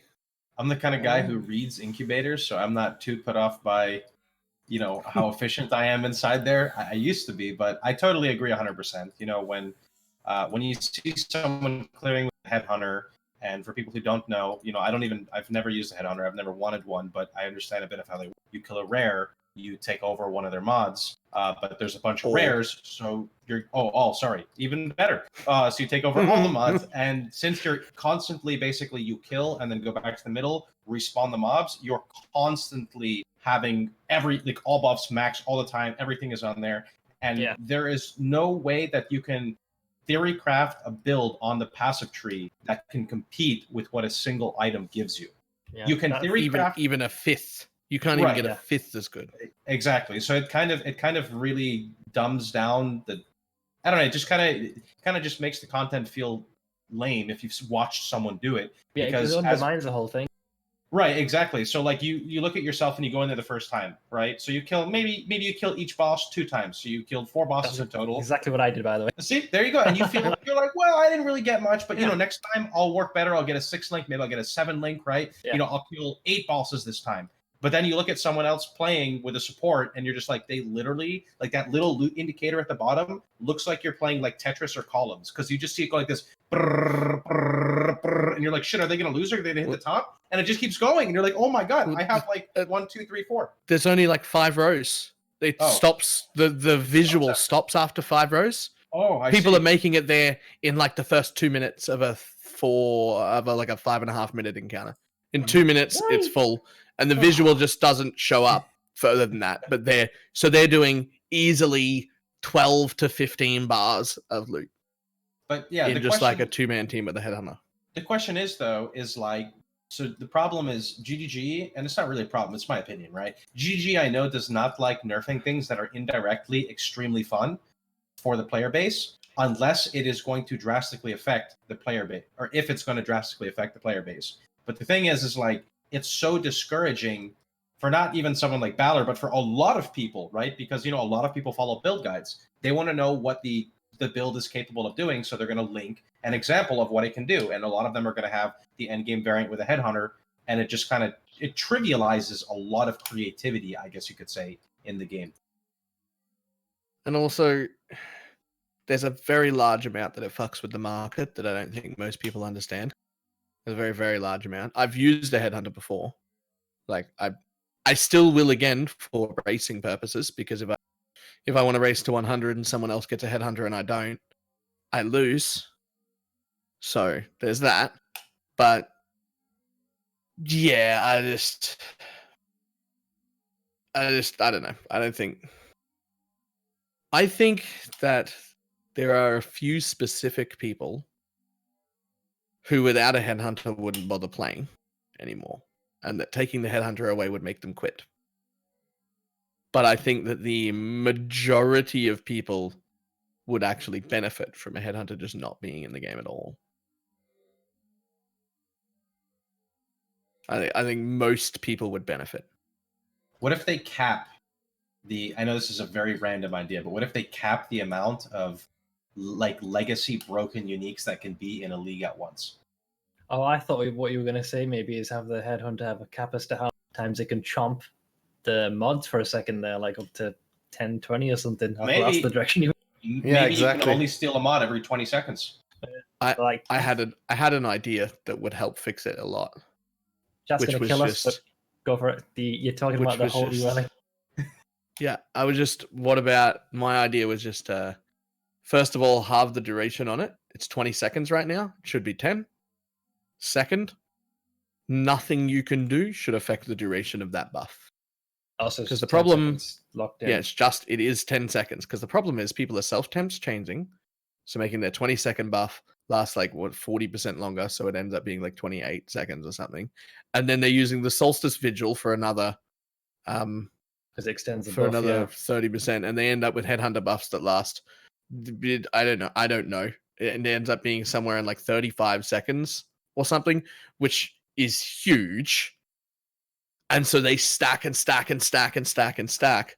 So my thought was straight up halve the duration to 10 seconds and then just say, that's it. You can't extend that duration via any mean. It is a 10-second duration. It also shouldn't stack with Inspired Learnings, and Inspired Learnings should be limit 1 on your skill tree. And that would be still a chase item, and it would still be very strong. But it would still probably, honestly, it would still be 3 or 4 times as strong as any other item in the game like that. But right now, it's 50 times as strong as any other item in the game, and that's a little bit broken. Because like the second you toss someone with a Headhunter in the what was it called? The Timeless Cornflakes? Domain of Timeless Conflict. Yeah. Like once you have someone with a Headhunter in there, that is a smorgasbord of just rare mods that they're going to chomp. Yeah. Yeah.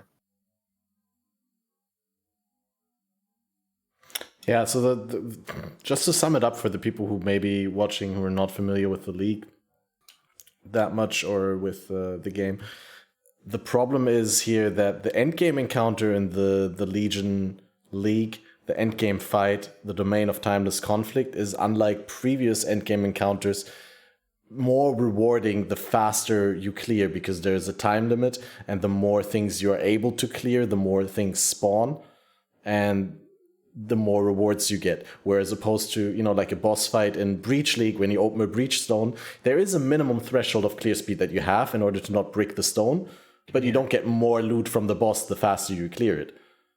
Yeah. You get the same reward, but in this league, it's just, it's almost absurd how good it is to run with speed, because not only are you faster, but you also get more out of your investment. That's which, by the way, I really love. I really love that the harder you push in that encounter, the more rewards you can get. I think that's a fantastic thing.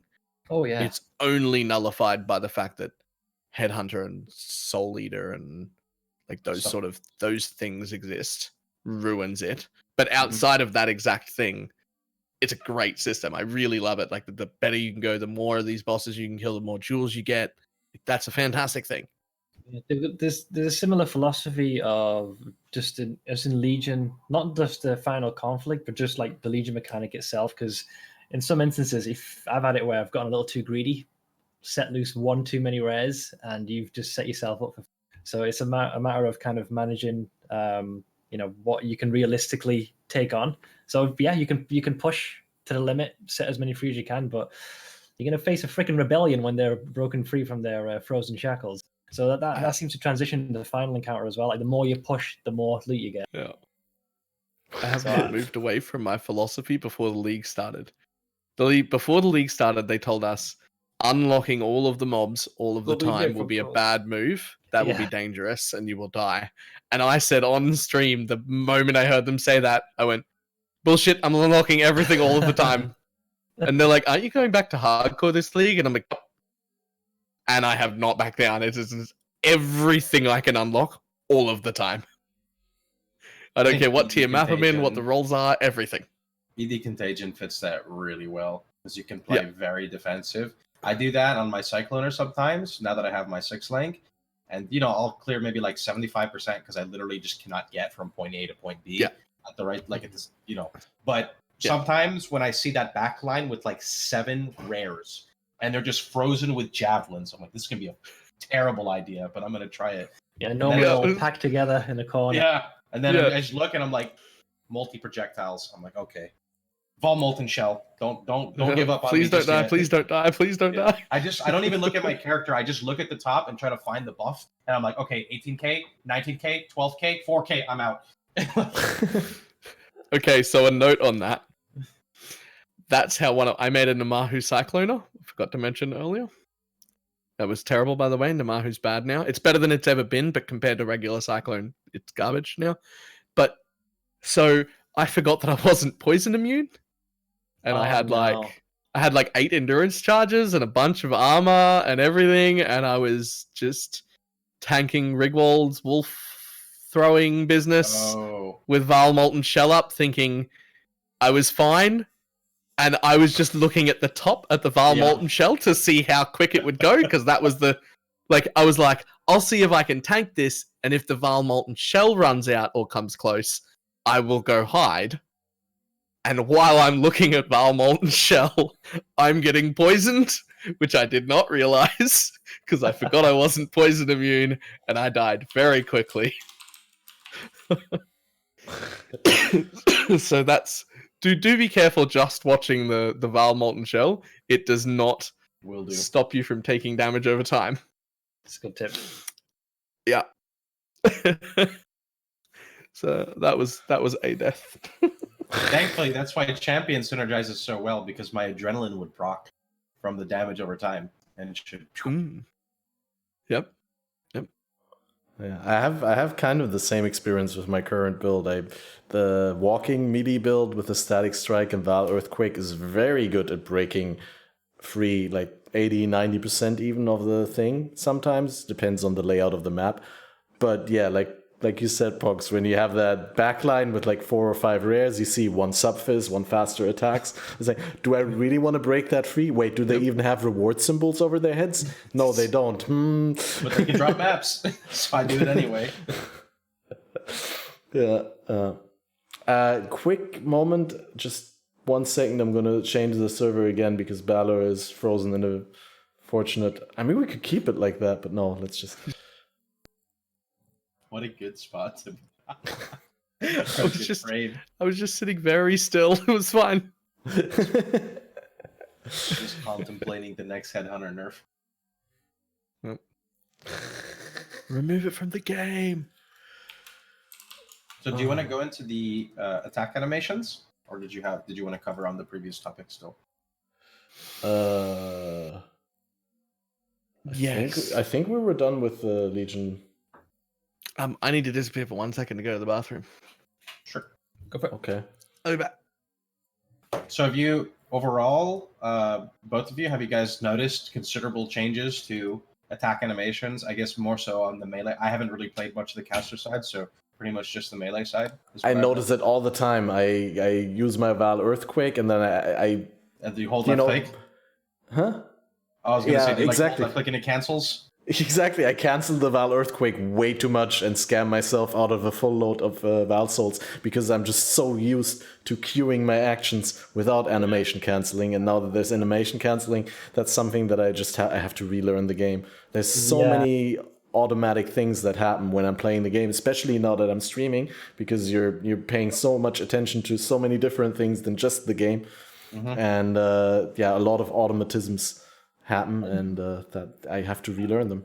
I'd say for most of the animation casting, it's not been too big of an issue. The only time it kind of caught me off guard, I think it was with might have been like I cast it, and then before it kind of ports you across, for some reason, I would attack or do something else, but the actual effect to lift me up and then put me back wouldn't happen because I was just doing it too quickly. So I think I'm not waiting for the whole process to complete. That's the only time I've had a negative one. In general, though, excuse me, especially with the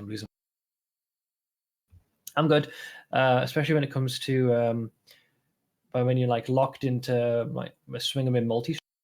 Being able to instantly. Sometimes you overcommit, thinking shit, I shouldn't have made that swing, and then all of a sudden you can just go just out of the way. So I'm finding those aspects for animation casting to be aligned, because I've got in all my time playing Path, I've only died to regular Malachi once, and it was the first time I remember this distinctly because I was using a cauterizer, and in the first phase, you got Malachi doing the die and be reborn and brings down. So I swung 1, 2, 3. I thought okay, but I accidentally pressed it again, and I could see him ramping the attack up, and I thought, well, I'm fucking dead here. But had animation canceling been a thing then, I would have just been able to shift to the side. So in that sense, most of the animation canceling to me has been a very, very positive addition to the game. So I'm actually really glad they added that.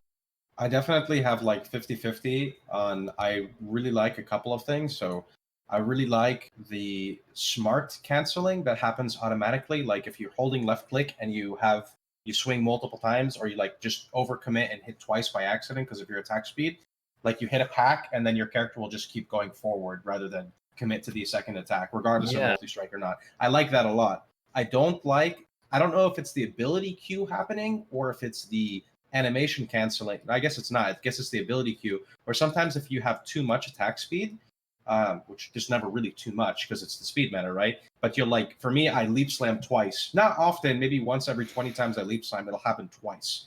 And I feel that kind of goes backwards because then I'm locking myself in place now. Thankfully, there are new movement skills like Frost Blink, which I actually can't use dash anymore after using Frost Blink on every character, because Frost Blink is instant and dash has a 0.15 cast time, which means you can literally leap slam in midair, and then while you're in the air, you can use your Frost Blink and go wherever you want. So you can literally make a right angle with leap. I didn't know that combination. Yep. Wow. You can jump into a room with porcupines, and before you hit the ground, you can take your cursor, spin it back, and shoot right back out of the room with Frost Blink. You can Frost Blink while you're cycloning. So if you're on a ledge and there's mobs below you, you can just Frost Blink down. It does not interrupt your cyclone at all. Just keep going. The only problem with it, I would have abandoned Flame Dash for Frost Blink in a heartbeat. Except it's not big enough to cover gaps. Yeah, I noticed. I was like, Frost Blink is fantastic. Fuck Flame Dash. All hail my new lord and savior, Frost Blink. And then I got to Act 2 and I headed left. And that was it. I was like, okay. Same thing. And I just went straight back to town, went back and got Flame Dash and dropped Frost Blink. It was like, damn it, I really wanted to use that. But it just doesn't travel enough distance. Yep. It's like a secondary skill for me, right? It's not like if you've got a spare gem socket, it's definitely a good secondary move skill, but it doesn't cross the gaps that it needs to, which is sad. If I'm not mistaken, you do get it very early, don't you? These new movement skills. Level 4. Yeah. So I think at the moment I'm kind of using it as a buffer before I get Flame Dash. So it's a nice little thing to give you a bit more mobility early on, which is a nice touch.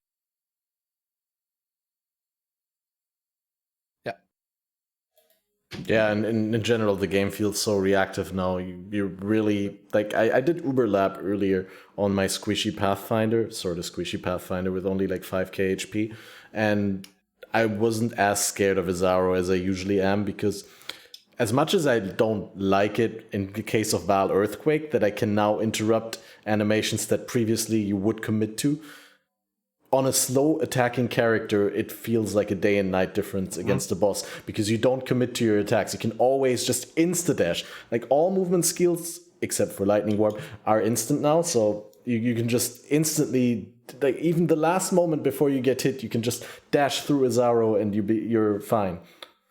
And it almost kind of reminds me, before they introduced Lockstep, and let's say the Act 2 boss, the massive hammer. There were instances where, as far as you're concerned, you dodged this ages ago, but you still died. So, and then when the first time they showcased Lockstep, I remember there's a scene where someone's avoiding like Aziri's Flame Blast using Whirling Blades, like the nanosecond. That was just PoE porn right there. So the reason I say this is because they introduced that. That's what it feels like now. These movement skills, this new addition, that the responsiveness. It's like that feeling all over again. Like when you got Lockstep, you got that pinpoint mobility when you need it, assuming your connection's not going haywire. So that's the kind of feeling I've been getting with these new movement skills. You can really have a better control over when you just want to get the hell out of trouble and just kind of reposition yourself. That's why I've been really enjoying these new the responsiveness of the movement skills. And the guard skills, I think, in conjunction with that, make it so leveling weird builds that don't pop off until like 70. If you're playing like SSF or limited trading, or you're just lazy and don't want to buy all this leveling gear and stuff, having those guard skills makes it so, you're leveling a CI build and you don't know how to transition to CI easily, and you have like this really weird character, but now there's Wicked Ward on that tree, so pretend I did say that. But, like you can just hit that guard and you're like, okay, I'm pretty much immune during the leveling phase with this guard on. Okay, the guard's off. I got to pay attention to my positioning, and it just feels really, really good, in my opinion. Very, very good. Yep. Very clean. The only problem I've had, like, animation canceling felt really weird for the first, 2 days. Took me, 2 days to adjust to using it. The only problem I've had since then is Portal. The Portal gem. It takes so long to cast on an attack character. Right. And you can animation cancel the end of the portal after you bring your hand back down. Oh, And then the portal doesn't spawn. Yeah, I've very rarely used the portal gem. I've always been so used to having the bottom two left be Same stack here. of wisdom, stack of portal. It just feels weird to use it in a. So I haven't had that. But you describing that, dear me, that sounds horrible. Yeah, he stands there on an attack character. And it's like, I'm going to open a portal on a temp change map. And then I got to walk a little bit. I'm like, oh fuck, I cancelled it. that's the only real problem I've had with it. Everything else has been. It feels. It's a fantastic. blessing and a curse, though. I have double jumped, which is a bit of a problem. The double jump thing happens. Double flame dash happens. Double with enough cast speed. Double leap slam happens with enough attack speed. Yep. And that's a problem. But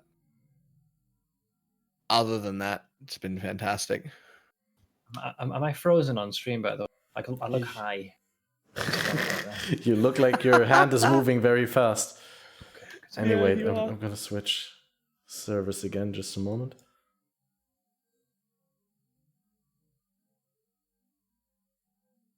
Okay, everyone there? Excuse me, Discord. Please behave.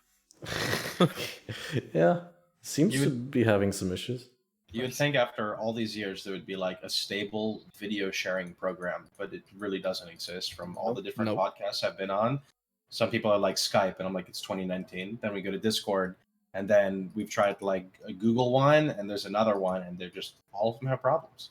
Like, it's such a simple, well, I guess it's not, sorry, I'm not like a programmer or anything, but I would imagine it's just in this day and age.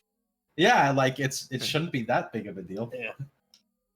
I think it's just there's so many connections that it's doing, and similar to Path of Exile on League launch, they have to pay for the servers in order to get the amount of connections that they need to serve their customers, but they also don't want to overpay, so they have to min-max, and then when there's more people than expected, then we're having some problems. Although this league was really good. We didn't even touch upon the league's launch. How did you guys?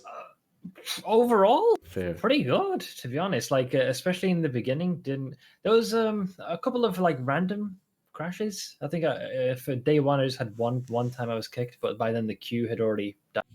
But I've had a few instances, a couple yesterday actually, where we just had the client just closing down without any sort of error message. It was a specific map doing that though, so you still have those. And a few instances where the biggest one I had in day 1 and 2 is when every time I went back to town, for some reason, as I loaded in, the client would just freeze.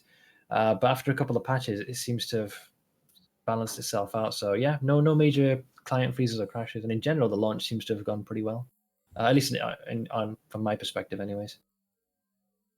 How about you guys? I'm asking because there's always a lot of complaints on Reddit, and in general, you always see people complaining that have problems, but people who have a good experience barely say anything.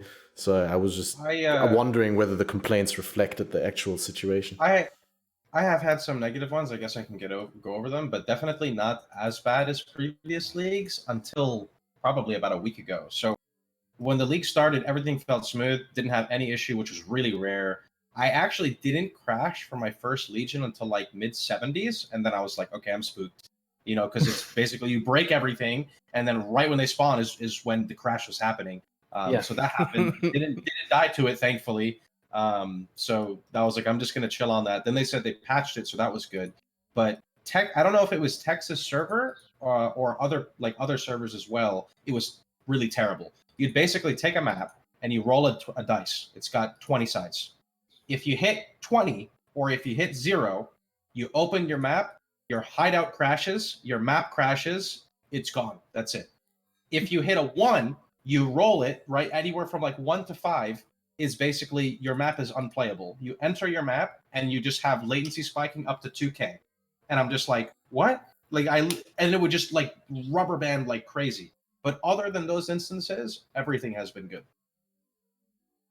On the one buggy patch, I actually had only 20s and 0s because, Really?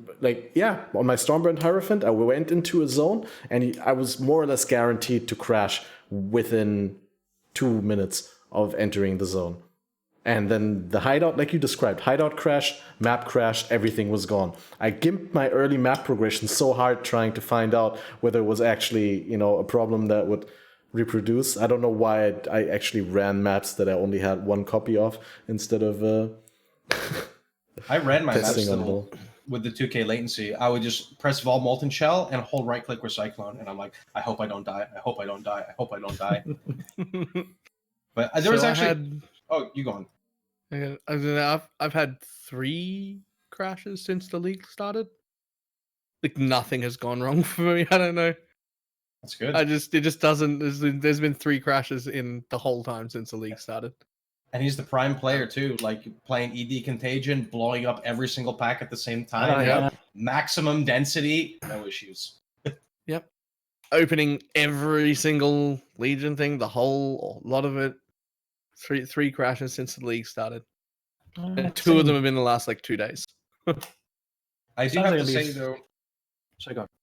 the accuracy bug, I don't know if it's been fixed, because of last I played a few days ago, it was still in there where you would have 99%, 98% accuracy, and you would whiff 3 hits on a white mob. Felt really bad for name lock skills, terribly bad for name lock skills, because you're used to consistency. You run into giant pack in a map, you smack it, you've got your on death effects, but your initial hit just whiffs, and you're like, what? I have attack range, I have AoE scaling, I've got weapon range, 99% accuracy. Why do I miss 3 hits? And then there was one bug for 6 hours, I think. They really messed up animation canceling, and you basically could not level a character unless you forced yourself to play differently. Because I would level it with a 2-hander, and I would go to attack, but then I would click, but I would always hold my left click, right? So I attack and then I would move, but it would cancel every time. You could never leap slam unless I would literally have to leap slam and take my hand off the keyboard, or else my guy would be like, huh, and I'm just stop it, hit the target, use the skill. But that got patched in a few hours. Yeah, I got very lucky because I kind of wrapped up my stream roundabout when that happened. I saw the thread on Reddit thinking, when I got up the next morning, thankfully, whatever it was, had already blown up. I started my stream when that happened. I was literally in Act 2, I remember, because I was at the Riverways, I think it is, where you jump over to the other side. And I go to jump over, and I'm like, what? And I'm like, wow, okay, that's messed up. And I go to do it again, and then it just stops. And I'm like, I literally can't leap slam. What is going on? And then a rare comes at me to attack me, and my guy goes, huh, and then just stops. And I'm like, why are you doing this? Attack. Just commit to it. So it's very interesting. You said the subject of whiffing. That's the reason why I shelved my Reeve character. I had one instance where it's just nothing. There's this small period of time where this thing should be dead essentially, but you can tell every time you're going into a pack, there's a slight window where nothing's happening, and then combat continues. I think that's still around. So until I think that's been ironed out, that's why I went actually back to my summoner, because with that one there was no issue. And I was running lab. So until, I'm not sure whether or not it's been resolved yet. I hope it is soon, if it is still around. But that's been really frustrating, especially with a skill like Reeve, because nothing's more frustrating than you go into a pack, you're expecting there to be some kind of damage, and then nothing. That would be very rough. Especially when you're relying on the on hit to get your mana back. All you keep hearing is no mana. Oh god.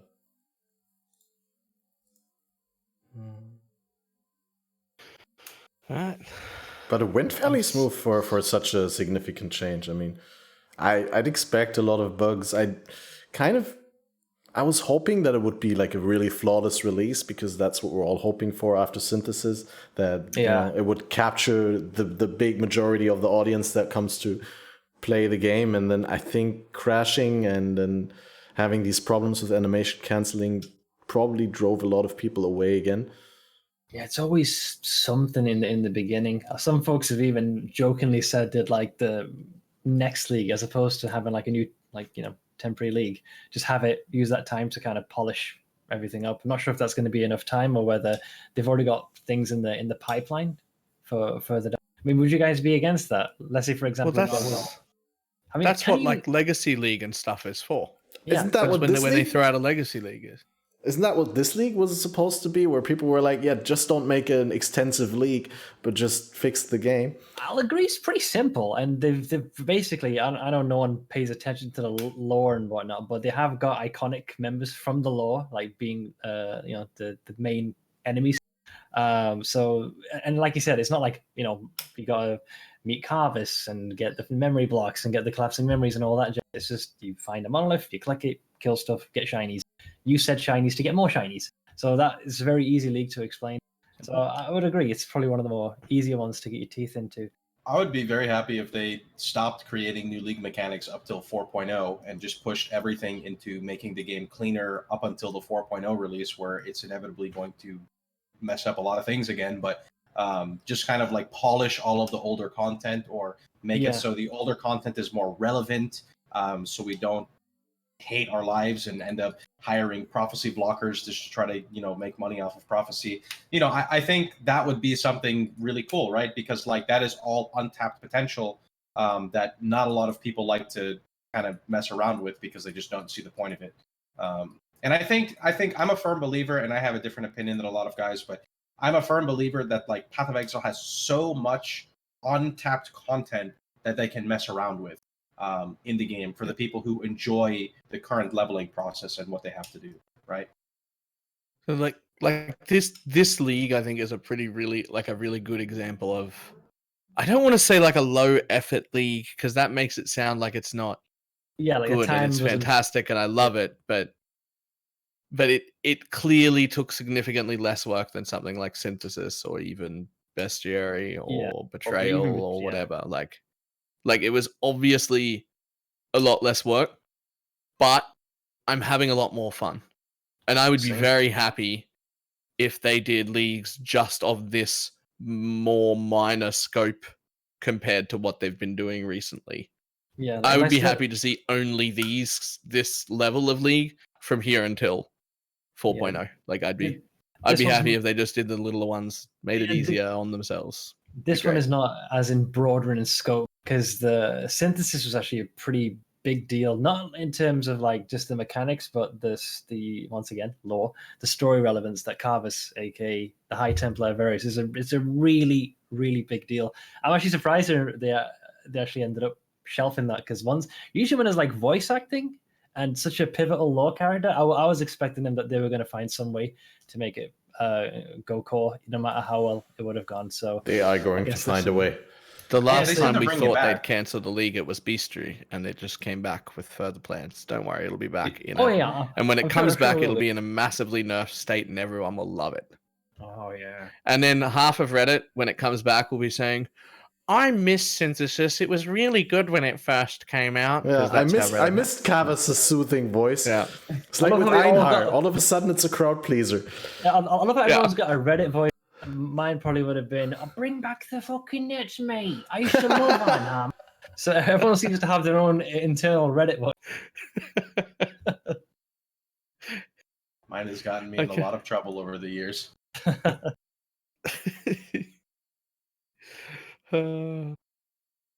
Mine's just whatever's like the whiniest noise, like way to speak that I can think of. That's my Reddit voice. Yeah.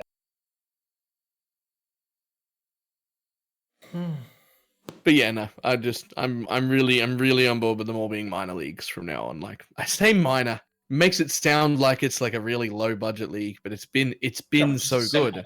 Yeah, but in comparison to something like Betrayal or something like that, like Pohx said earlier, it would be cool to have some way to customize what legions you get or what loot you can expect from Legion. They could have done like an entire board behind this thing where the legions, like which ones you battle in the domain of timeless maybe conflict. Have lieutenants as well that work on. That exactly. Crazy. But I'm happy they did them up or something. Yeah, exactly. Right. Yeah, no. Don't do that. Keep it simple. We'll stick with the generals for now. Because when you try to min-max everything all the time forever, it becomes very tedious, especially if you're in the boat of Balor, where you don't want to run something when you could make way more doing it with another method. But when things are just simple, they're good and they're fun and they're easy. And it's not saying you don't min-max them. You min-max the rewards you get from doing the simple tasks. So Legion simple. You click it, you open everything, you break everything, kill the mobs, you pick up the loot, you take an incubator, you put it on, it gives you more loot. Whatever you decide to do with that loot later is up to you at a later date. But the initial part, they did very, very well. So, question here then. One of the things that had incursion, one thing that kind of had incursion fizzle out a little bit is once folks managed to like figure out how the temples worked and how they built everything, I think a lot of folks' interest died down pretty quick. Do you think that Legion might be subject to something similar? It's very simple in its mechanic in that, like you said, you just destroy as much as you can, get the splinters, run that final encounter. Do you reckon once folks have done that process over and over and over again, that it's going to get stale from them quicker because of its simplicity? Or do you reckon it'll have the opposite effect because it's so easy to get into? Folks might do it for a longer period of time. I think it will stay around longer if you take a look at like Breach. Like, do you get excited when you open a Breach? Hell yeah. I get excited. Right, because you look at the map return, chance at that drop, chance at the jewel, splinters, which eventually you get the stone. Even if you don't want to run the stone, you still like the breach mechanic. You can hold it for another character. You can sell it to someone else. If you look at, what's another one that I can't think of? Okay, Abyssal Depths. You get excited when you see an Abyssal Depths? I do. No, I roll over them. There you go. See, someone rolls over them. But for the most part, a lot of players, though, they still get excitement from it because whether or not there's a Lich or not. But okay, just a regular Abyss, though, are you okay with, or is it too slow for you? If I'm in a high tier map, I love the Abyssal Depths and Liches, but only if I'm in a high tier map. Okay. If but I'm still, not, then I just will skip them. Still, it's like a little bit though, so that's good. Okay, what about Essence? If you get a good Essence, are you happy with it? Yeah. Okay, see, and it's simple. It's real quick, right? These are the things that are good because when you have so many different league mechanics, you want to be able to identify the ones quickly so you can do them, be happy with them, and continue your normal routine of whatever you're doing. So I guess in this case, just because the league might be simplistic in its design doesn't necessarily correlate with the fact that folks are going to fizzle out quicker. Kind of the opposite effect because it's so easy to step in and it'll bring people back. And it saves them time. Here's the thing that all of those things have in common. They're both rewarding and can kill you. Yeah. That's the important thing.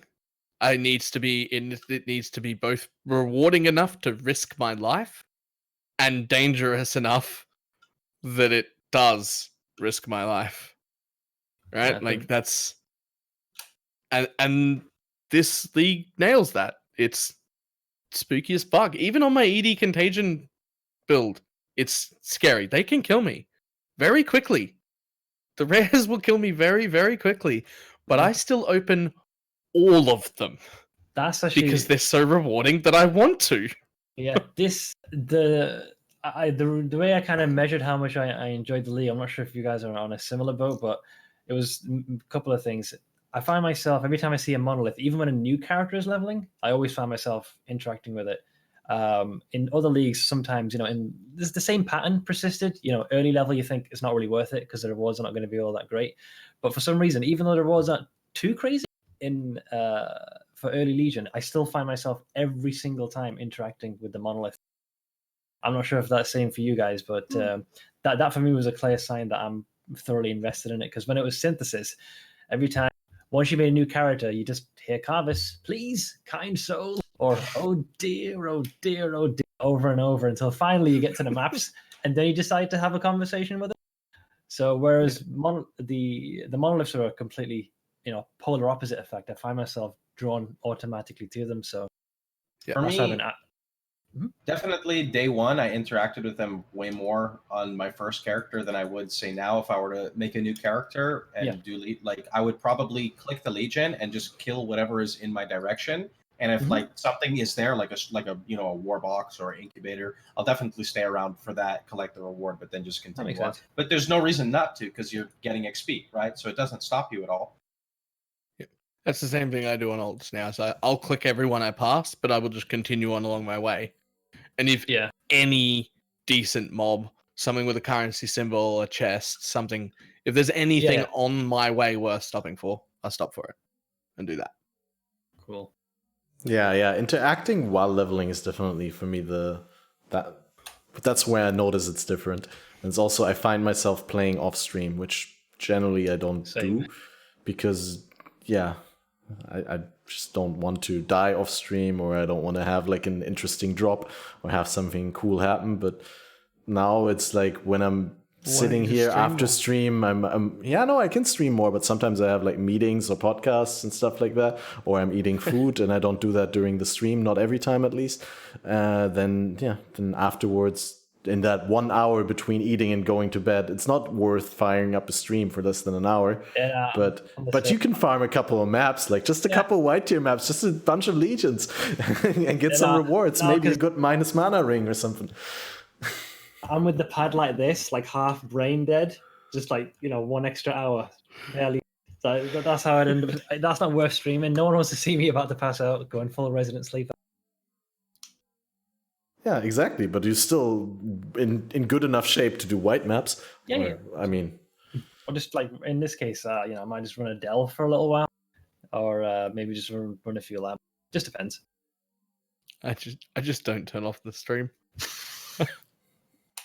I'm just like, all right, let's go 14 hours then today. That's fine. Too excited. Must play more. awesome. Is there anything in particular that you're looking forward to playing right now? I mean, as in like for your next character that you may roll in the league, like any ideas that you still definitely want to try? Is Yes. that to Mine's a everyone or to secret. Balor? First Balor and then everyone? Mine's a secret until I can afford it. 'Cause I think it'll be busted. All right. You don't want to drive up the prices. Just paranoid. A devious face. He's got ideas. I can see it in his eyes. I've definitely got one meme character, which I don't think is as much as a meme now. I want to try a Bleed Slayer. Wait, Slayer? No, Gladiator. Bleed Gladiator, either with Lacerate or Earthquake, maybe. I haven't really decided because I'm kind of over name lock skills right now after my recent death. Kind of sucks being true melee and then just being punished for having to right click a mob when you could just be melee from a distance. Yeah, So I that's definitely. brief. Yeah, see? Yeah. So I definitely want to try that. If I don't like that character, I'll probably respec it to an Pure Fizz Earthquake Gladiator. Not Slayer. Earthquake looks awesome right now. Like hits Earthquake is amazing. Yeah, hits like 80% of the screen. You have a Vol variant. You can go Pure Fizz. I think Marohi was buffed, so you can play at budget. You can literally stun lock everything without stun investment because they buffed how melee skills work with stun. By buffing the base stun duration, and they buffed physical for stunning. So you just stun everything. It's going to die in one hit anyway, but then the map boss is going to get stunned, so it's got that good defensive mechanic. And then for me, this is like kind of like a weird thing, but part of the reason why I don't like playing elemental builds all the time, there are some exceptions, is because it gets annoying stacking Flat Fizz and then stacking Wed everywhere for me because I'm used to playing casters, which are much more simple with scaling their damage, but Pure Fizz is easy. Fizz. That's it. Yeah. Like no other. Especially you don't need any flat fizz because of Earthquake and Valor Earthquake. The aftershock gets so much flat. It's incredible. You can do it on a one-hander probably more likely than Moroi. So I would recommend. That's what I really like about it. Can you Earthquake? Can you Earthquake without a weapon? No, can you can't unarmed. No. Damn. Yeah, you'd have like a 2,000 Face breaker flat on the end of it. Just bam. Yeah, people always wanted to do unarmed facebreaker because it's such a cool, feeling to just slam the ground with your fist. But yeah, for a change of pace, I was thinking of making a range character. There was a build that Engineering Eternity did using the Mosaic shot and using the Void. I had so much fun playing that build, being able to just unleash like a huge barrage of like Void shots. So I was thinking of maybe trying that. Because so far I've done Summoner and 2 characters that are, for the most part, going to be in melee. So I figured I'd at least try my hand at a ranged. Sorry, someone honking their horn out. But yeah, that's the next thing that's on my list. Nice. Yeah, I haven't decided yet. I still got that Sharkskin Tunic 6 link. I probably have to play a bow character as well. I'm not getting as many Imperial Legacy cards as I was promised. I've gotten like 6 or 7, and I'm not even trying to get them. Yeah, I have like a handful, but you need 22 for a set. Yeah, but you get like one every map or every second map at most. Which If map? you just do tier 1 deserts. Yeah, no, that's not true. I mean, I was doing it for a long time with the filter that hit tier 4 and tier 5 divination cards, and actually in NeverSync's tier system, Imperial Legacy is a tier 4, which is not even unfair. It's completely fair, but it's just if you're like me and you're playing SSF, then you don't want to hide tier 4, tier 5 divination cards if you're using NeverSyncs. That was a bad call on my side. Just go to Dunes. It drops there too, right? I think it's Yeah. Dunes. But yeah, I mean, it should be really easy to farm. But then They're I wouldn't literally know the what price to- of a divine in trade leagues. I could It's like revisit 1 or Toxic 2 Rain. I signal. haven't done that in a while. Toxic Rain, you say? Toxic Rain is a really good skill. I got a Yeah. Silver Branch. I got a Quill Rain. I can.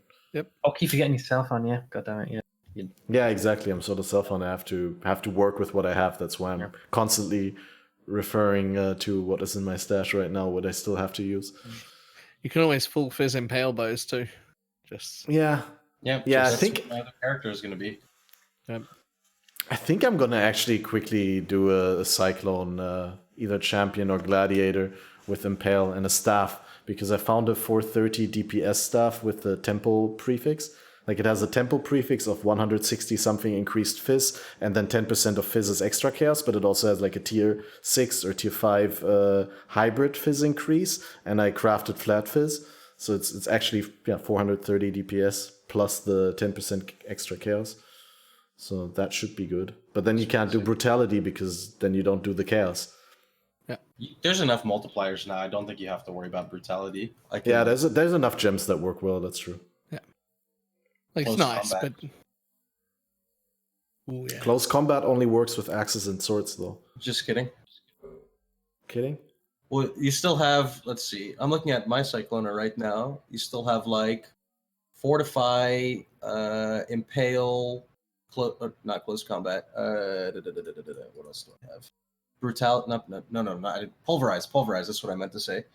Pulverize, melee fizz, damage Faster on full attacks. life, faster attacks, rage Yeah, support. there's- Our That's Rage one as a thing. support has been amazing. I've been loving that to level. You got options. Yeah. Is Chance to Bleed? Did you mention that? Is that worth it? Oh yeah, enough? that's one. It's nice. I don't flat think it's fizz, worth as but- much as it used to be. Yeah, I because mean, you can try it. It's just flat fizz. That's all you're getting. it's just flat fizz, and now with all the flat fizz that you get from Cyclone, it's not worth as much as before. Yeah. That's the one thing that keeps me from wanting to play Reeve. I've thought about Reeve, but it didn't get flat fizz. The only change that Reeve got was that, or maybe they changed some numbers, but the stacks don't fall off instantly. Yeah. I was kind of hoping it would. Actually, I haven't checked if it does it for the Val. If it instantly drops or if it goes. Oh no, yeah, it goes 7, 6, 5, 4, 2, 2. Sorry.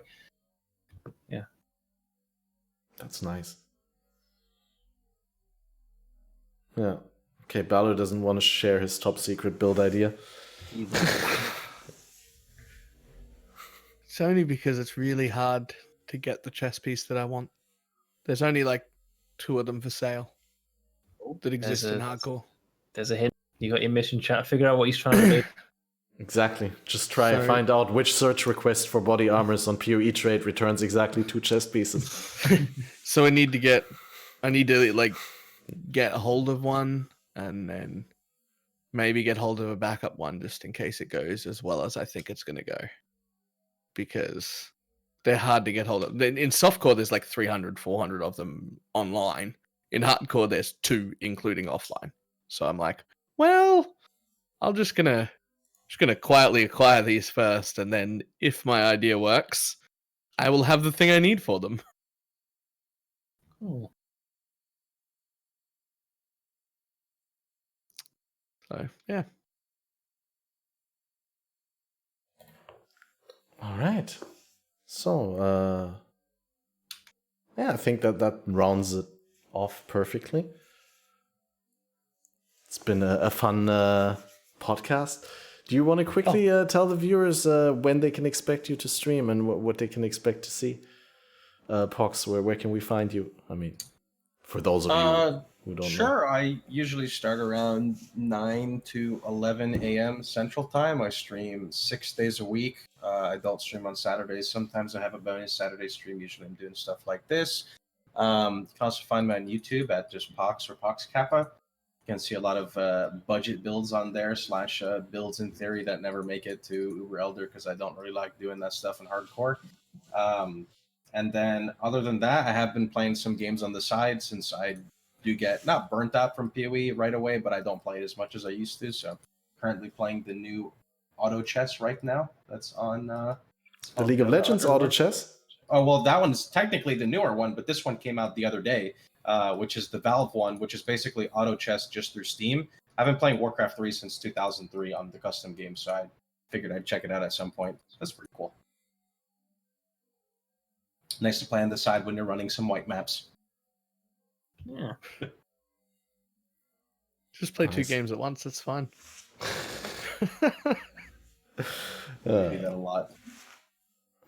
Yeah, Seth, you have a pretty solidified stream schedule as well, right?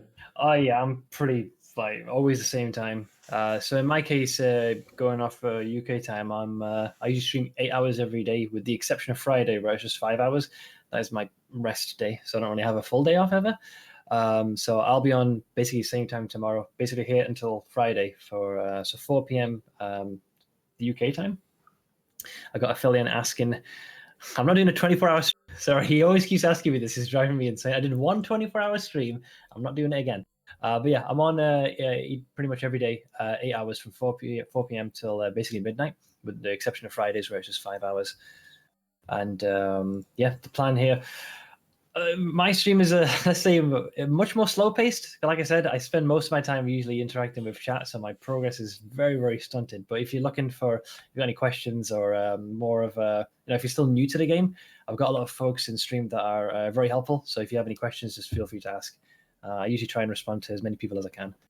So yeah, just swing by whenever. I feel especially that's awesome. Especially for streams, it's just more chill to not go super hard and to interact with chat and to focus on a helpful community. I mean, it can be fun to watch the fastest of racers, but that's only like in the beginning of the leagues or whenever a race happens. And then for an entertainment stream, I also usually like to listen to people rather than to keyboards and mouse.